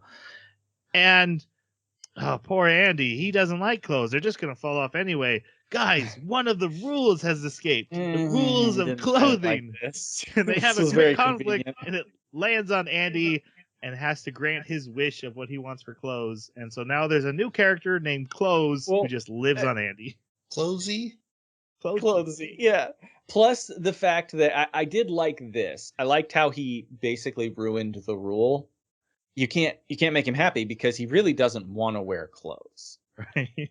And so, like, how can clothes possibly please him to get control of him? It's just not possible. Okay, so it's so stupidly convenient that you have to eye roll at it. But I do love the idea of this little evil monster just always like, ha ha ha ha. When he gets touched and is like, wait, is this going to hit me too? That was great. That was great. So but he needed regenerating clothes because they already did the rule that when he gets exploded, he is always naked. I was appreciating the commitment to the nudity. We're on episode 5. And I'm like, oh, he's just always going to be nude. Yeah, I thought so too. I was appreciating the commitment to the bit, but yeah, as soon as Clothy showed up, and I was like, okay, I get why we had to do it, and I do. The character made me laugh more times than not, so I don't really. It's not really a complaint, but I roll at this storyline. Yeah, they're going after UMA spoil, so that's the quest Andy took. It's the hardest quest on the list, and he chose it because Fuko wants to change the union, so he wants to get the biggest bang for the buck, help her rise up the ranks. Do you think there was any chance he chose it also because it was called Spoil and it was creating zombies, so he thought maybe it could kill him? No, they mentioned unrepair, and he felt like he because he calls out a lot. I feel like unrepair might be able to help me die. He never once mentioned that with spoil, and I feel like he would have. I guess that's true. That's fair. Like just like 3 or 4 times about unrepair. Ooh, unrepair, that could help me. It's true. He did. Yeah. So spoil is in America. They know that because a zombie showed up in New York. But UMA spoil is in Nevada, USA. So he drives a trucker. The great thing about Andy is because he's like apparently independently wealthy and has everything stocked around every part of the world over these past 200 years. So he has a 16-wheeler. Let's just drive to Nevada. It's cool. They find out a yacht too. Yeah, he had a yacht. Shen, he's just on top of the roof because he wasn't allowed to come along, even though he's assigned to the mission. So he just stood on the roof, and finally they let him in the truck. And then Shen's like, "Hey, here's the report from the investigators we sent ahead of time." Oh God, we're all dying. It's one of those times where I'm like, Shen, are you a jerk? Are you a good guy? Like, where are you? Because as he was playing that, he was grinning, and he's like, "Oh yeah, you guys want to hear what happened to him?" Right?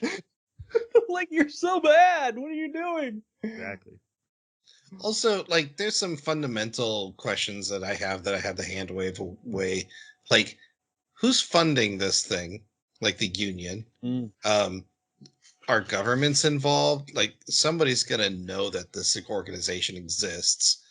And are they like? There's a lot of like just weirdnesses about it because it's like an entire town being cut off from the rest of Nevada, and the government of Nevada hasn't done anything about it, or at least even gone and investigated it yet. Mm-hmm. Something doesn't seem right. The attack on Titantown. They built walls up. It did kind of look like it. I'm sure they're gonna explain it away with artifacts, or somebody's unpower, like unknown or something, might be a useful power to be like, hey, nobody knows about this thing. But I don't know. I haven't heard any explanation yet. Yeah, one thing about the union you have to remember, which is going to make it really easy for them to hand wave a lot, is we have all these rules and artifacts and negators locked up for use as we see fit. So they can story contrivance all they want and just say, oh, we had a negator that did that. Or, yeah, we control UMA clothing, so we can create regenerative clothes as we want. They get to the town. They blast their way inside, drive through a bridge of zombies. Andy jumps in, kills a bunch of zombies, except for he warns them, hey, if anyone wants to help us, duck. And then slaughters all these zombies, and there's one lady. I'm going to call her Zombie Bride Teacher. Those are the 3 things she is.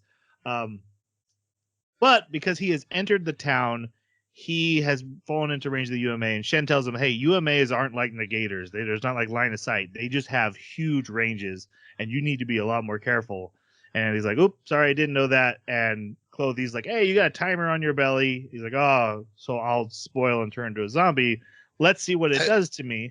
I love that that's the solution, not, oh, now we're on a timer to find spoil. No, it's like, let's let him run out and see what happens. Yeah, I did too. I also liked that he felt bad. I was kind of surprised. It's showing more and more that he cares about the people that he's with. Mostly Fuko, but he did say you guys, so both of them. He's already like, You know, he's lived a life of no consequences for being rash because he can't die, and now for who knows how long, you know, first time in years, centuries that he's had to take care of someone. Is finally being told you kind of need to think things through a little bit. Yeah, or we'll die. Very, very shonen protagonist too. Like, hey, I'm just gonna charge in. You shouldn't have done that. Oh, whoops.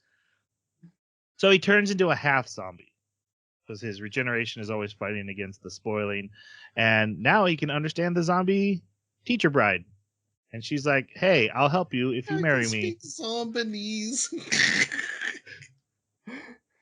He asks Fuko if he can have permission to marry this zombie girl, and she's like, yeah, that's cool.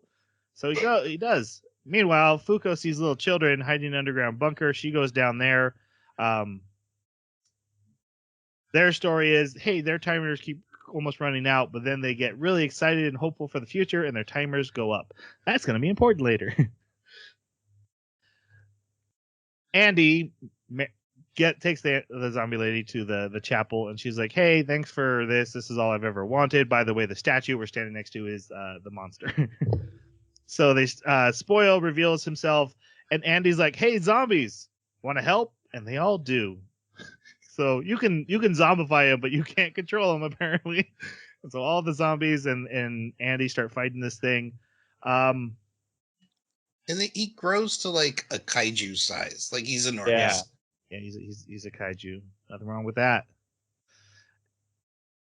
They get Fuko to start touching zombies. She touches zombie bride teacher, who causes because she has unluck, causes the Spoil to fall into a gunpowder factory, which explodes. And then they start using the zombies as unluck bombs. They do eventually defeat him enough that he changed. Oh no, he sucks up all the remaining zombies and changes forms. And this new form can shoot lasers that instantly disintegrate you all the way to New York. He takes out the Statue of Liberty. And then if you're even close to him, you'll start zombifying, and Andy isn't strong enough to beat him. Shen, he left to go get something. He comes back, and now he has the timer, but Fuko's like, hey, I have this is my hope. And he's like, this is my hope. And so their timers reset because they got timers too. And he brings out... Not only do they reset, but like Shen's timer goes nuts. Yeah, like it even 9999. makes a point of showing you that it hits 9999 with 4, and then it ticks over, and then the fifth digit starts going up. So I think he even broke the timer. So here's the second, and really probably the biggest. Why do I think this world is fictional? Shen pulls out, I don't know the real name, the power pole from Journey to the West. It's a fictional weapon, and he's it's holding Wukong's weapon. Mm-hmm. Well, I'm sure a lot of anime fans know it, but if you don't, Goku's power pole is based on it. It is a staff that can change to any shape or size based on the user's command. And everyone recognizes it as a fictional weapon that exists in reality here. And everyone's just like, yep. See, now this just happens so much in anime to me that it didn't even occur to me that it could be coming out of fiction. I just thought that, okay, the myth is based in reality in this world, and that power pole is just an artifact that exists because of that. If everyone's like, oh, what is that? And he's like, this is just the power pole, and it was just very similar, I would 100% agree. The fact he calls out, or someone says, is that from Journey to the West? And he's like, yep. Like, they recognize it as a fictional item, and he was just like, yeah, I have this. Anyway, look, his theory is going to be right about the thing. The cycle. Isn't. Whatever. I'm fine with it. I'm fine. They make a deal to bring Victor out. Let you use the power pole. I'll also bring Spoil to space. His powers won't work there because you need air and humidity to spoil. Also, Spoil does this, but things spoiling brings new life. Well, you're still a giant monster making zombies. That's whatever. They take him to space with the power pole. Andy pulls out the card and becomes Victor. Guys, before we're going to talk about Victor right now, but just so you know about Victor, he's so much more powerful than Andy. Andy can regenerate any part of his body. Victor can take any part of his body and regenerate Victor. Yeah. So he can shoot his fingers and they become 10 Victors.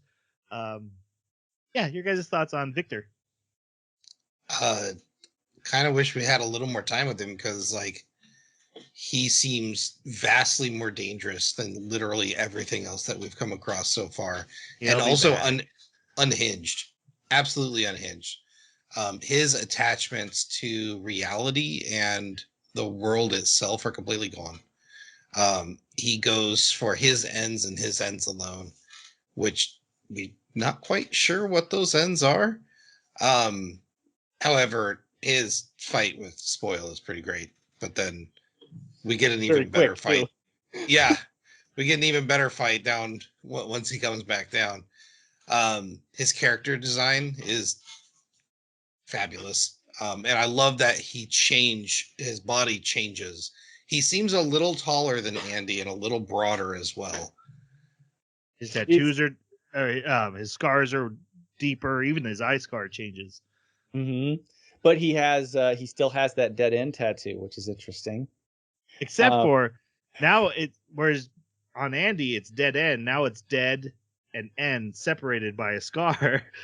I wonder. I don't know if that matters. I don't know if they just put that scar there for fun, but I thought that's kind of cool if it is something that the words separate when he shows up. That is interesting. Death with no end. Maybe. To me, he came across as like a toned down version of Raditz, which is cool. Come on, he's got like the long black spiky hair. He's big and tall and buff, and visually I can see it. Yeah, totally visually.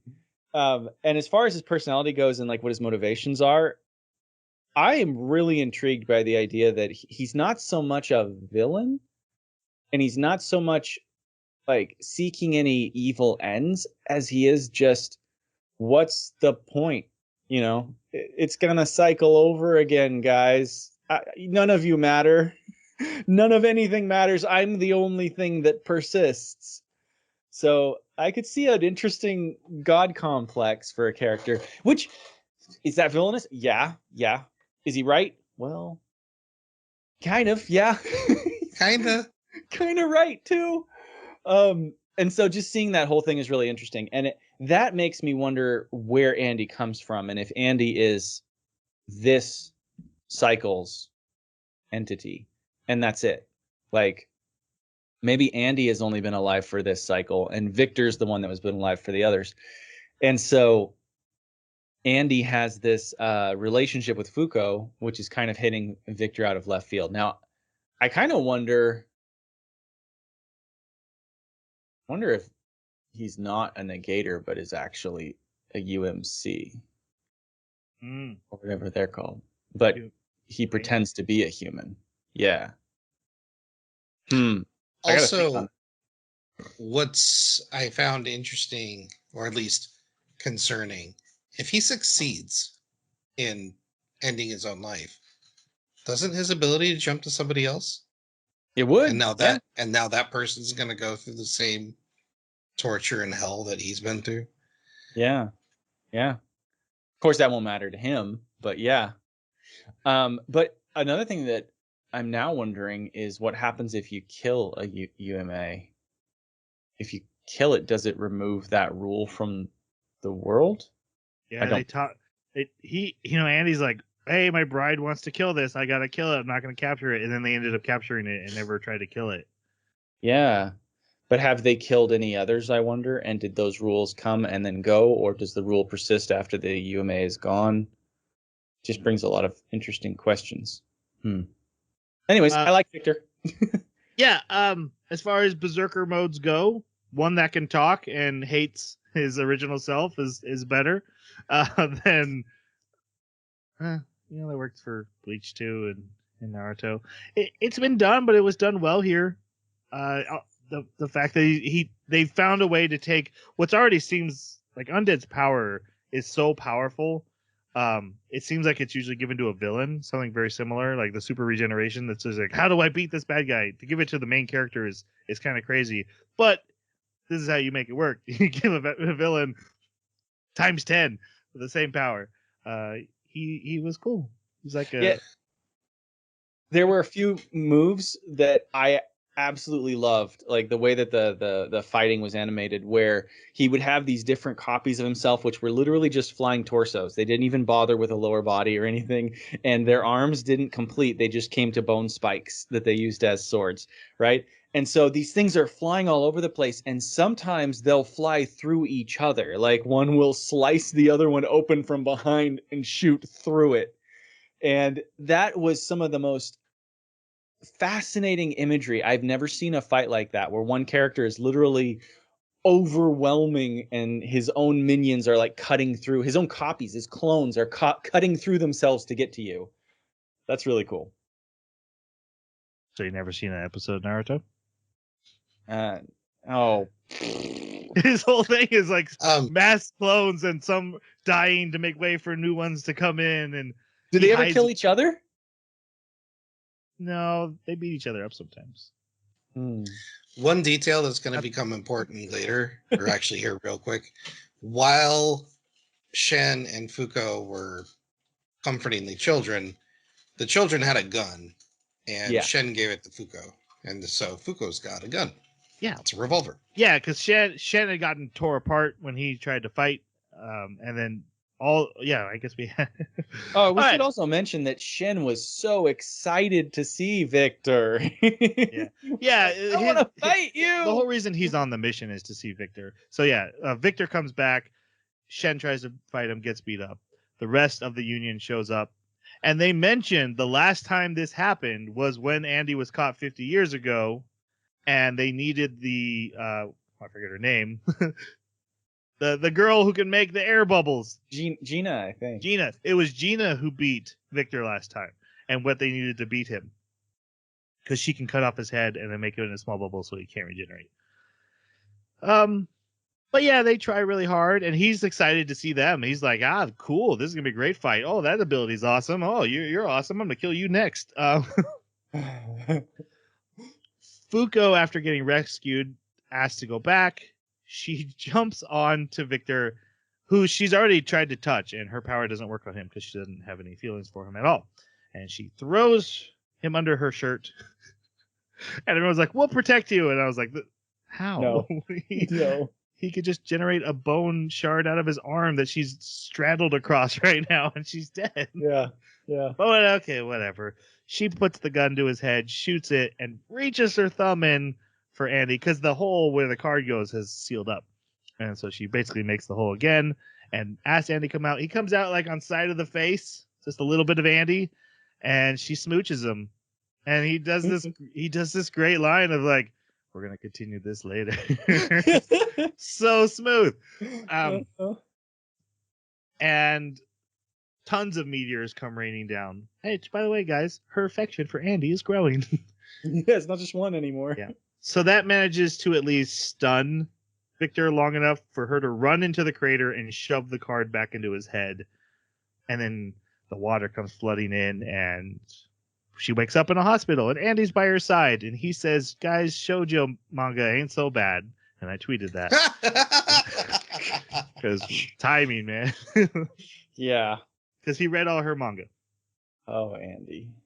You didn't read that one. That's true. That's right. You read the good one.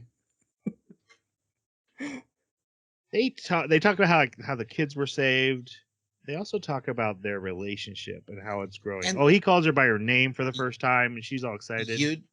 Union has an orphanage, which Yeah, that was the Union interesting. Orphanage. I still think those kids are dead. I I think they're just telling her what she wants to hear. think they're future recruits for their fact finding. Oh groups yeah, I that can they see have. that. Plus, wait a minute. Okay, there's an issue. They said that if you once Spoil has put his timer on you, it will never go away. And they didn't kill Spoil, they just captured him. So those kids should have that timer for the rest of their lives. So they have to stay positive or else it's going to kill them. No, because Fuko had it on her, and we see later on she doesn't have it. Oh, you're right. So I think they probably just beat him down so much that his power was negated. You must be right, because you're right. She doesn't have it, nor does Shen. Okay. After setting Andy on fire, they go to the quest results meeting.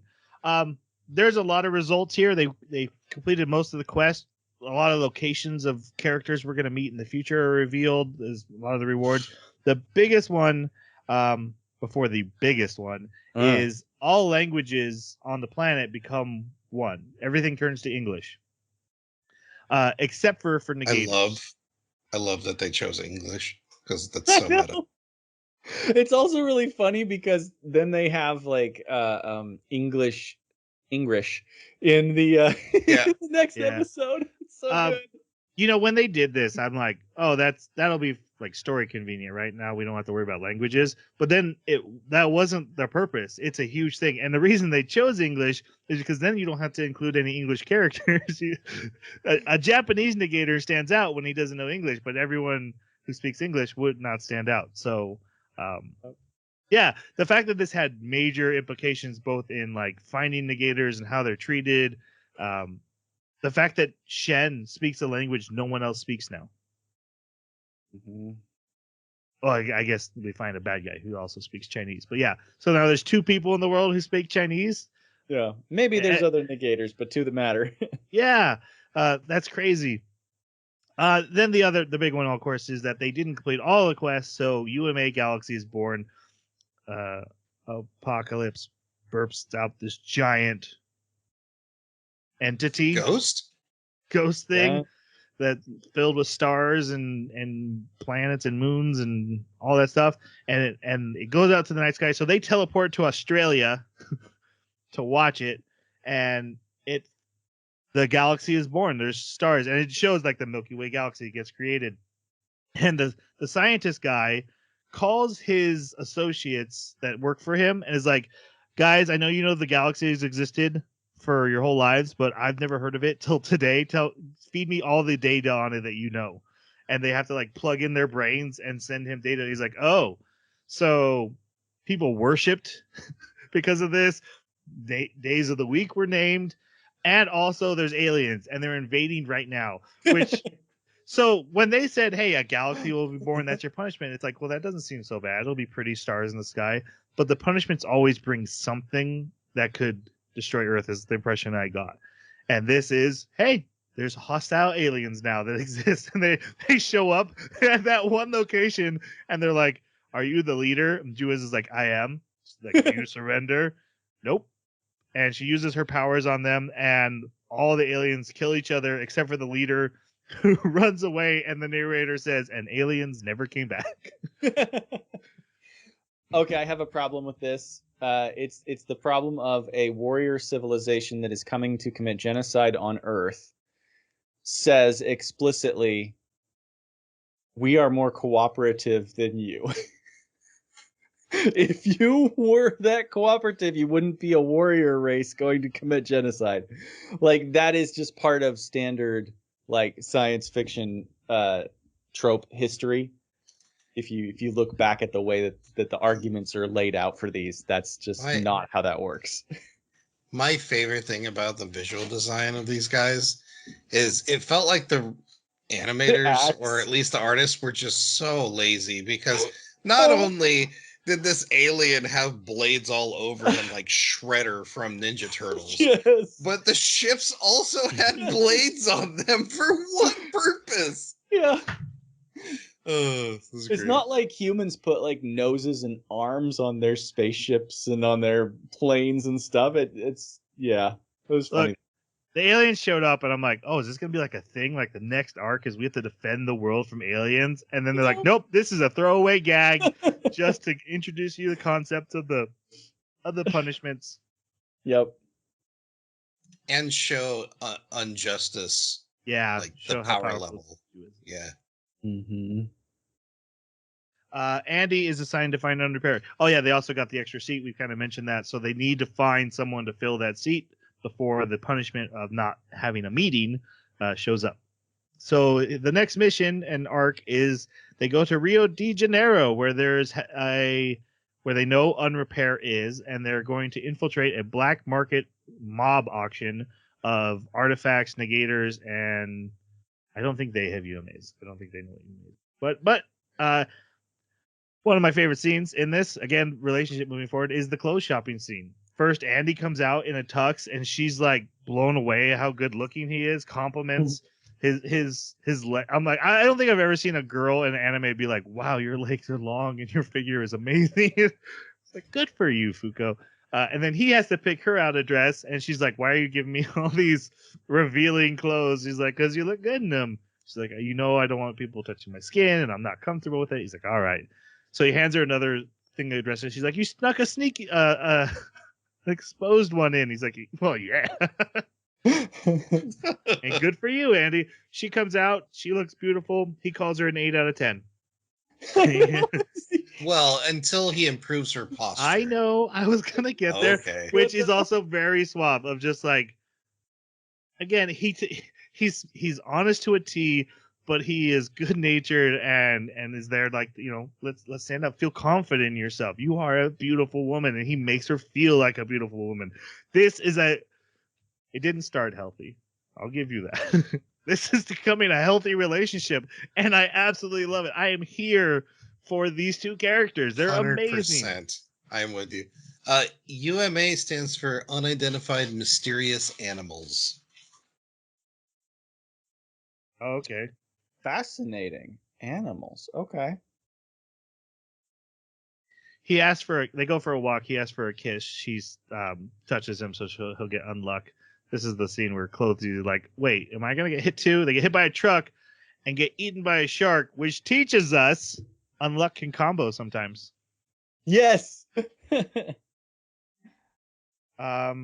discuss Victor, and he points out, like, I don't know what Victor is. He's just always been there, and he might be the real one. I don't know. Then Tatiana shows up. They go on the mission. And they get to pose, or they have to pose as a married couple, which is great. Also, I was like, oh, so cool that they've showing the passage of time and her hair's grown out a little fast, but I like that her hair changed. Yeah. Nope, it's a wig. Yeah. Yep. Her hair was that short becomes again. I'm important. like, wait, when did the wig go flying? I had to rewind. No, that was actually a little important because like she's getting disturbed by some of what some of the people are saying on the boat, and he covers her ear by touching her head and like going, "Don't listen to them." And I'm like, he just touched her. No glove or anything. It was a That's wig. the wig. Yeah. They have a quiet moment where basically Andy says, "Look, my goal is to help you in your thing, but now I believe in what the Union is doing, and I do want to actually help them. This whole, avoid this Ragnarok thing, which we had been told about by Jewis in the last episode." Anyway, bad guys show up. These are Negator hunters, and Unrepair is their leader, and he has bad guys with him. And so they're going after a bad guy. Andy and Fuko spring into action. Did we skip over that short scene of Unrepair with Unseen? Yes, we did. Were we going to cover that or? Unrepair is forcing Unseen to be on his team by torturing him. Putting a bomb in him. Look, we're not going to discuss Unrepair because I have a feeling we will be discussing him in the next podcast episode. He's going to be we get a few episodes with him here. I think he's going to be a major player in the rest of this arc because we stopped mid-arc. Same with Tatiana. I'm sure we're getting her flashback here very soon. Yeah, so I am jumping through this. I love the scene of her jumping on his back and then running through the halls and teaming up and like embracing the combo of their power. But we meet a new guy. Again, we're not going to discuss him today because I'm sure he's going to be important. He is the guy who was captured by the Mafia. His name is Chikara. And his power is unmove, except for everything. He can freeze anything as long as he doesn't move as well. But he's so cowardly and he shakes and moves all the time that his power hardly works. He got captured because he yelled at everyone, "Why are you all speaking English in Japanese?" which identified him as a negator. The bad guys try to get to him first, and they're like, "Well, you suck at using your power, so we're just going to kill you and then find whoever gets your power."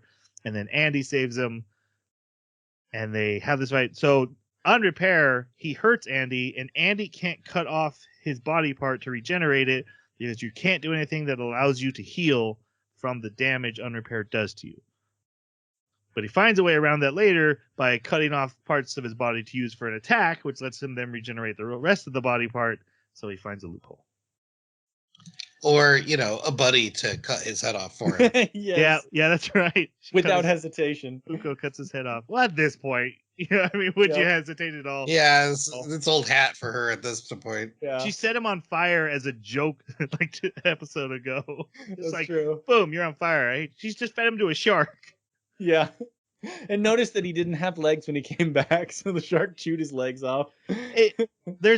their relationship has this weird demented, like, I'm looking for fun deaths, like kill me in new ways I've never been killed in before. There's a little bit that every episode's like searching for the greatest death ever. So yeah, I think at this point she's in on it. It's part of their king. Which is funny whatever. because, I mean, that fits with the metaphor of the little death, right? Right. So yeah. Oh yeah, I forgot what that was, but yeah, now I remember. I watched Bridgerton. I know what the little death is. You know. I'm out of the loop, but that's fine. Yeah, you are. Oh no, we gotta be done. This new character, he finds resolve and is like, oh, because Fuko gets hurt and she's got an hour before she bleeds out. I'm sure that will happen in a very quick manner. They won't draw that time out and feel like it's lost.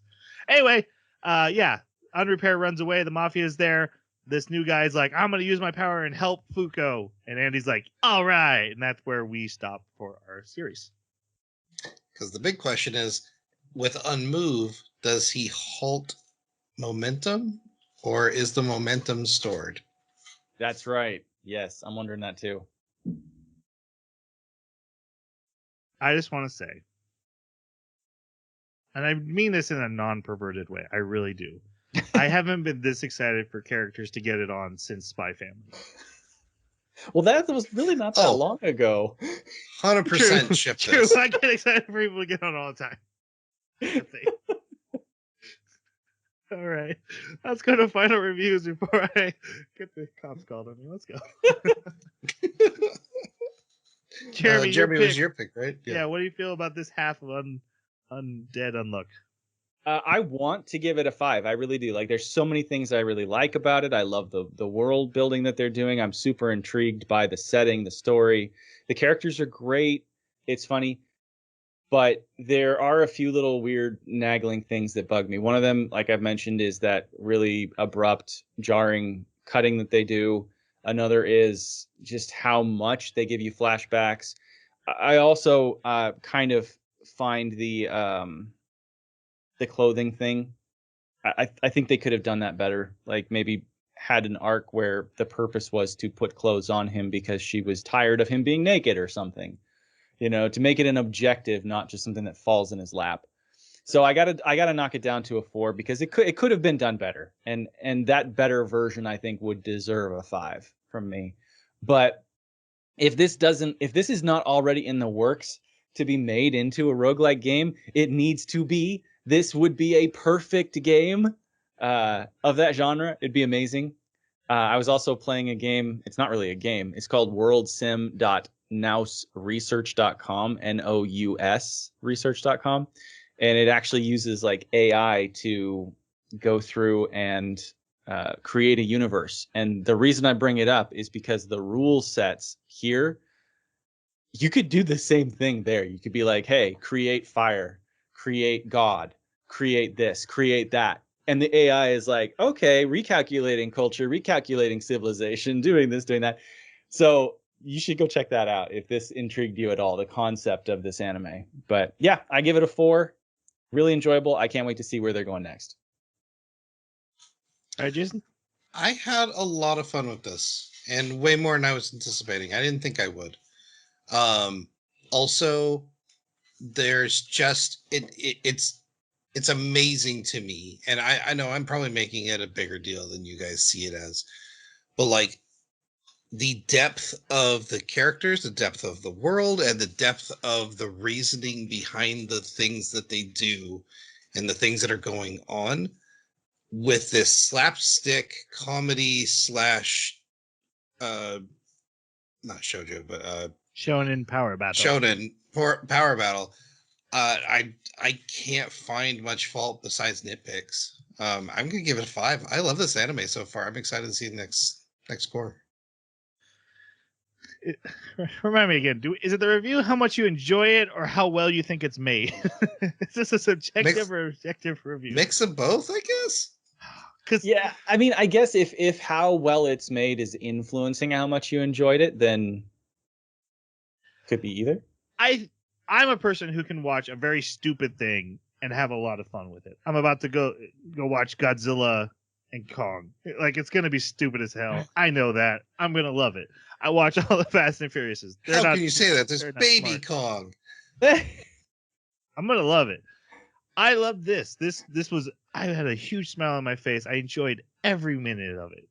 I don't think it's the best anime ever made. I think there's a ton of flaws. It's very tropey. It's doing the tropes really well, but it's just checking off boxes at this point. It's not bringing anything brand new to the table for the most part. We identified as a few. It has its hook. But man, I'm having a blast watching it, and I'm so excited to watch Fuko and Andy keep growing, and that relationship is it's amazing. I'll go 5. Jeremy's right in his review. Everything he said was correct. But my enjoyment, I'm going to go for 5. So very subjective for me. Fantastic. All right. You know what we're watching next. It's the rest of this anime, Undead Unluck. We'll be talking about that in 2 weeks from now.